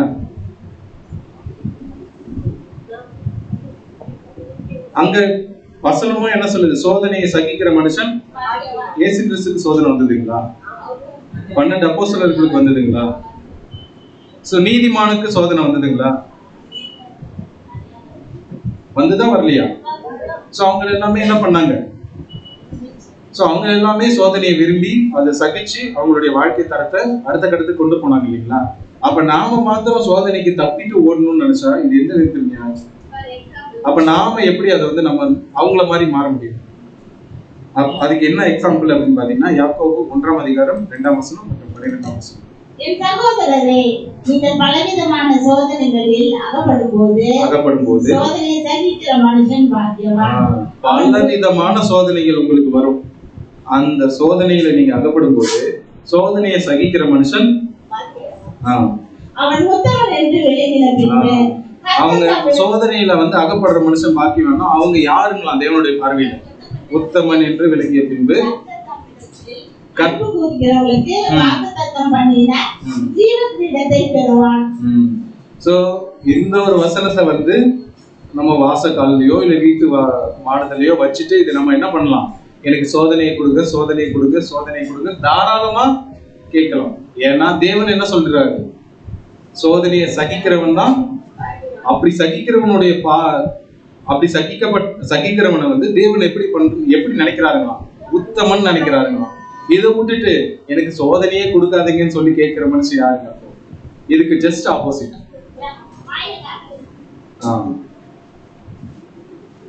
சோ இதேதான் பேதுரு எப்படி சொல்லியிருக்காரு அப்படின்னு பாத்தீங்கன்னா 1 பேதுரு 4ஆம் அதிகாரம். உங்களை சோதிக்கும்படி உங்கள் நடுவில் பற்றி இருக்கிற அக்கினியை குறித்து ஏதோ புதுமை என்று திகையாமல். சோ நம்ம அவருடைய ஜீவியத்துல நம்ம இருக்கும்போது நமக்குள்ள இருக்கிற நம்ம சுத்தி இருக்கிற ஒரு அநேக ஒரு காரியங்கள் நம்மளை குறிச்சு வரும்போது நாம் அதை குறிச்சு என்ன பண்ண தேவையில்லை? பயப்பட தேவையில்லை. ஏதோ புதுமை என்று திகைய தேவையில்லை. ஏன் அப்படின்னு பாத்தீங்கன்னா வசனம் வாசிங்க. 1 பேதுரு 1ஆம் அதிகாரம் 6ஆம் வசனம். இதிலே நீங்கள் மிகவும் சந்தோஷப்படுகிறீர்கள் என்றாலும் துன்பப்பட வேண்டியது அவசியமானதால் இப்போது கொஞ்ச காலம் பலவிதமான சோதனைகளாலே துக்கப்படுகிறீர்கள். சோ இது என்ன அப்படின்னு பாத்தீங்கன்னா இதிலே நீங்கள் மிகவும் சந்தோஷப்படுகிறீர்கள். அப்போ அந்த ஒரு சோதனையில தான் நம்ம என்ன பண்ணணும் அப்படின்னு பாத்தீங்கன்னா என்ன பண்ணணும்? சந்தோஷப்படணும். புரியுதுங்களா?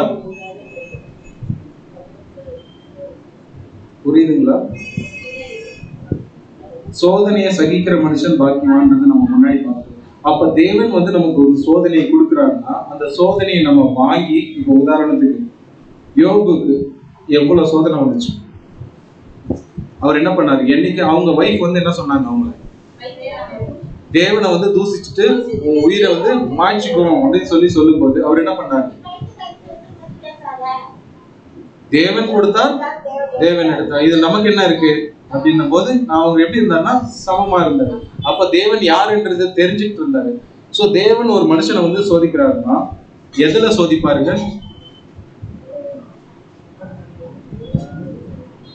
யோபுக்கு எப்படியாப்பட்ட சோதனை வந்துச்சு?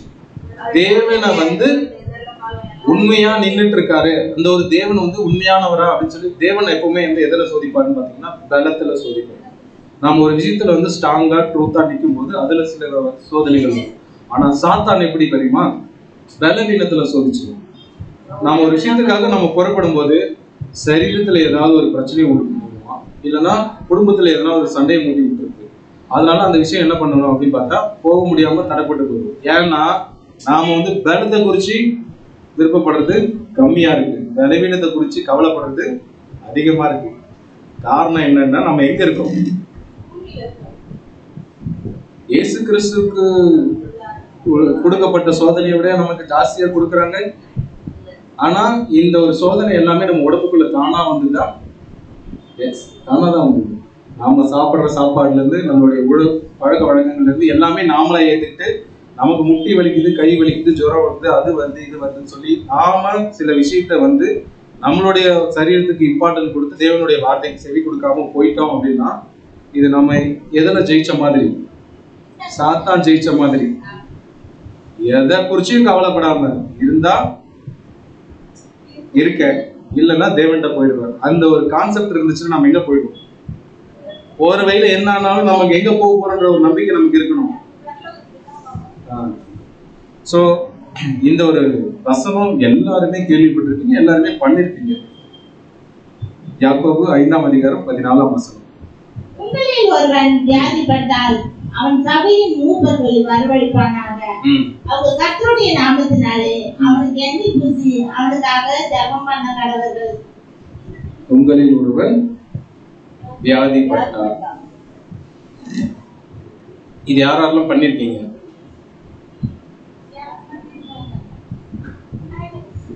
இந்த வசனம் உங்களுக்கு புரியுதுங்களா? எதுக்காக இது சொல்லப்பட்டிருக்கு அப்படின்னு? ஆக்சுவலா இந்த ஒரு வசனம் வந்து ரொம்பமா விளக்கம் கொடுக்க முடியாது, பின்னாடி வரும் நாட்களை நம்ம பார்க்கலாம். இப்போ எதுக்கு தேவையான விளக்கம் என்னன்றது நான் சொல்லியிருக்கேன். உங்களில் ஒருவன் வியாதிப்பட்டால் அவன் சபை மூப்பர்களால் வரவழைப்பானாங்க. சோ வியாதி என்ன? சரீரத்துல வர வியாதியா?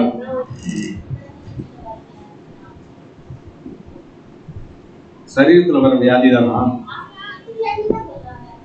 அந்த வியாதி தான் இதுல சொல்லப்பட்டிருக்குங்களா? சோ அப்ப வியாதினா சரீரத்துல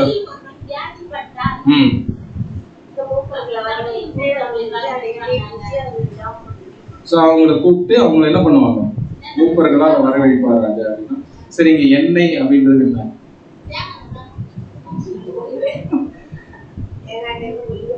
சோ எண்ணெய் அப்படின்றது என்ன அப்படின்னு பாத்தீங்கன்னா பரிசுத்த ஆவி. சோ வியாதி அப்படின்றது பாத்தீங்கன்னா ஆவிக்குரிய சோர்வு. நம்மளுடைய வாழ்க்கையில நாம சபைக்கு வந்துட்டே இருப்போம், சிலர் திடீர்னு ஒரு சில சூழ்நிலைகளால வர முடியாம போயிடுவோம். அப்படி ஆகும்போது நம்ம என்ன பண்ணிடுவோம்னா சத்தியத்துக்குள்ள இருந்து விலகி போகக்கூடிய ஒரு சூழ்நிலைக்கு நம்ம வந்து தள்ளப்பட்டுருவோம். அப்படி இருக்கும்போது அதை உணரணும். நாம இவ்வளவு நாள் நல்லா தானே போயிட்டு இருந்தோம், திடீர்னு நம்ம வந்து போக முடியாம போயிட்டு நமக்குள்ள என்ன ஆயிடுச்சு அப்படின்னு சொல்லி நம்ம இது பண்ணும்போது அப்ப என்ன பண்ணணும்னா சகோதரர்களுக்கு தெரியப்படுத்துறது. சபைக்கு நம்ம எங்க போயிட்டு இருக்கோமோ அவங்களுக்கு தெரியப்படுத்தி, இந்த மாதிரி எனக்குலாம் சில காரணங்கள் இந்த மாதிரிலாம் வருது, என்னால இது வந்து சரியா பண்ண முடியல அப்படின்னு சொல்லி அவங்களுக்கு தெரியப்படுத்தும் போது அவங்க என்ன பண்ணுவாங்கன்னா சபையில இருக்கிறவங்க வந்து அவங்களுக்காக என்ன பண்ணுவாங்க? இது எது அடையாளப்படுத்துது அப்படின்னு பாத்தீங்கன்னா அவங்களுடைய வாழ்க்கையில வியாதின்றது என்னன்னா சரீரத்துல வர வியாதி கிடையாது, ஆவிக்குரிய வாழ்க்கையில போராடக்கூடிய அந்த ஒரு போராட்டத்துல சோர்வு உண்டாக்கக்கூடியது. சத்தியத்துக்குள்ள வளர்ந்துட்டு இருக்கிற நாம திடீர்னு ஒரு 2-3 கிளாஸ் வராம போறதுக்கு காரணம் என்ன? இப்போ தொடர்ந்து சத்தியத்தை கேட்டுட்டு வந்துட்டு 2-3 சப்ஜெக்ட் இடையில கேட்கலன்னும் போது அதனுடைய சத்தியம் வந்து கண்டினியூவா நம்ம வந்துட்டு இருக்கும்போது அது கேட்காம போயிட்டீங்கன்னா என்ன பண்ணணும்? திருப்பி நம்ம அதை வந்து எடுக்கிறதுக்கு டைம் எடுக்கும் இல்லைங்களா? ஸோ அது புரியாத வரைக்கும் அடுத்தடுத்த பாடம் என்ன ஆகாது அப்படின்னு பார்த்தீங்கன்னா புரியாது. காரணம் என்னன்னா வசனங்கள் எல்லாமே ஒன்றோடு ஒன்று தொடர்புல இருக்கு இல்லைங்களா? இங்கே கொஞ்சமும் அங்கே கொஞ்சமும் இப்படிதானே வச்சிருக்காரு வசனத்தை. ஸோ அந்த மாதிரி அந்த கன்சிஸ்டண்டா இருக்கிறது வந்து என்ன ஆகும் அப்படின்னு பார்த்தீங்கன்னா கட்டாய் வரும். இந்த வியாதி அப்படின்றது எதுன்னு கேட்டீங்கன்னா ஆவிக்குரிய ஒரு சோர்வு. அந்த சோர்வை வந்து இந்த மாதிரி என்ன தடை பண்ணுது, வளர்ச்சிக்கு தடை பண்ணுது அப்படின்றதுக்காக அவங்கள கூப்பிட்டு ஜெபம் பண்றது. ஸோ எண்ணெய் அப்படின்றது நீங்க ஒன்றும் தேங்காய் எண்ணெய் தலையில் வைக்கிறது கிடையாது. இந்த ஆவிக்குரிய சோர்வுல இருந்து போக்கணும் அப்படின்னா இந்த மூப்பர்கள் எல்லாமே வந்து அந்த சகோதரிக்கோ அந்த சகோதரனுக்கோ வந்து ஜெபம் பண்ணி ஆவியில இவங்க வந்து இன்னும் வளர்ச்சி அடைய உம்முடைய பரிசுத்த ஆவியை இவங்களுக்கு கொடுங்க அப்படின்னு சொல்லி அதுதான் வந்து எண்ணெய் பூசுறது. இப்போ உங்களுக்கு ஒரு பெரிய கொஸ்டினே வரப்போகுது. இந்த வசனம் வாசிங்க. எப்படிங்க இது சாத்தியம்? இம்மா நேரம் நீங்க வந்து சுருக்கமா ஜெபம் பண்ணுங்க, அப்படி பண்ணக்கூடாது இப்படி பண்ணக்கூடாதுன்னு சொல்லிட்டு இடைவிடாமல் ஜெபம் பண்ணுங்கள் அப்படின்னா எப்படி புரிஞ்சுக்கலாம்? எவ்வளவு நாள்? அதான் முழு இரவு ஜெபம், திறப்பின் வாசல் ஜெபம், இப்படியா?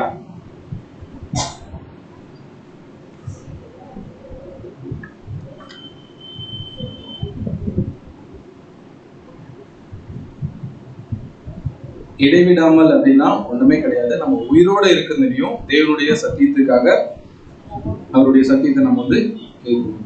இதுதான். இப்ப நம்ம உயிர் போயிடுச்சுன்னா நம்ம என்ன பண்ணுவோம்? இடை விட்டுருவோம். இடை விடாம இருக்கணும் அப்படின்னா ஜீவனுள்ள நாளெல்லாம்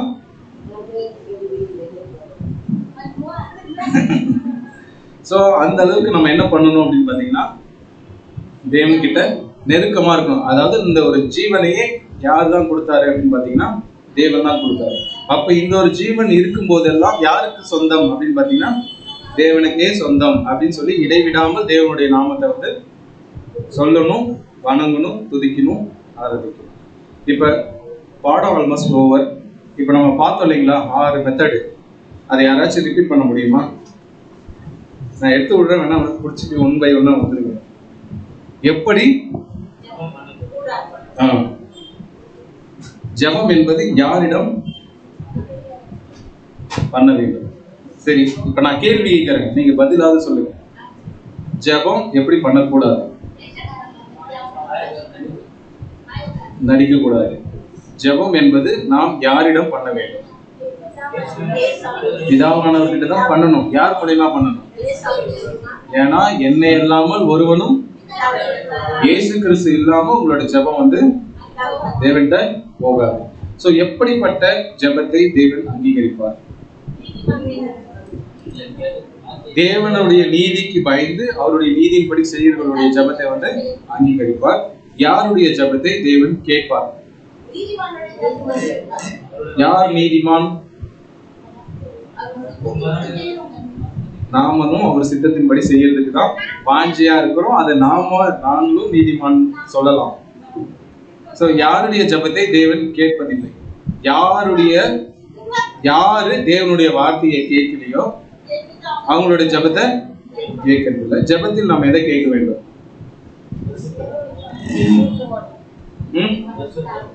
பரிசுத்தாவி. எதுக்கு அதை கேட்கணும்? ஜெபம் பண்றதுக்கா? நம்மளுடைய வாழ்க்கையில நாம் அடுத்த கட்டத்துக்கு எப்படி அடுத்த வாரத்துக்கு போறதா? சபையா போகிறோம் இல்லைங்களா? உண்மையுள்ள நிலைமைக்கு போகணும் இல்லைங்களா? சோ அந்த ஒரு காரியத்துக்கு நம்ம போகணும்னா நமக்கு இது முக்கியமா தேவை.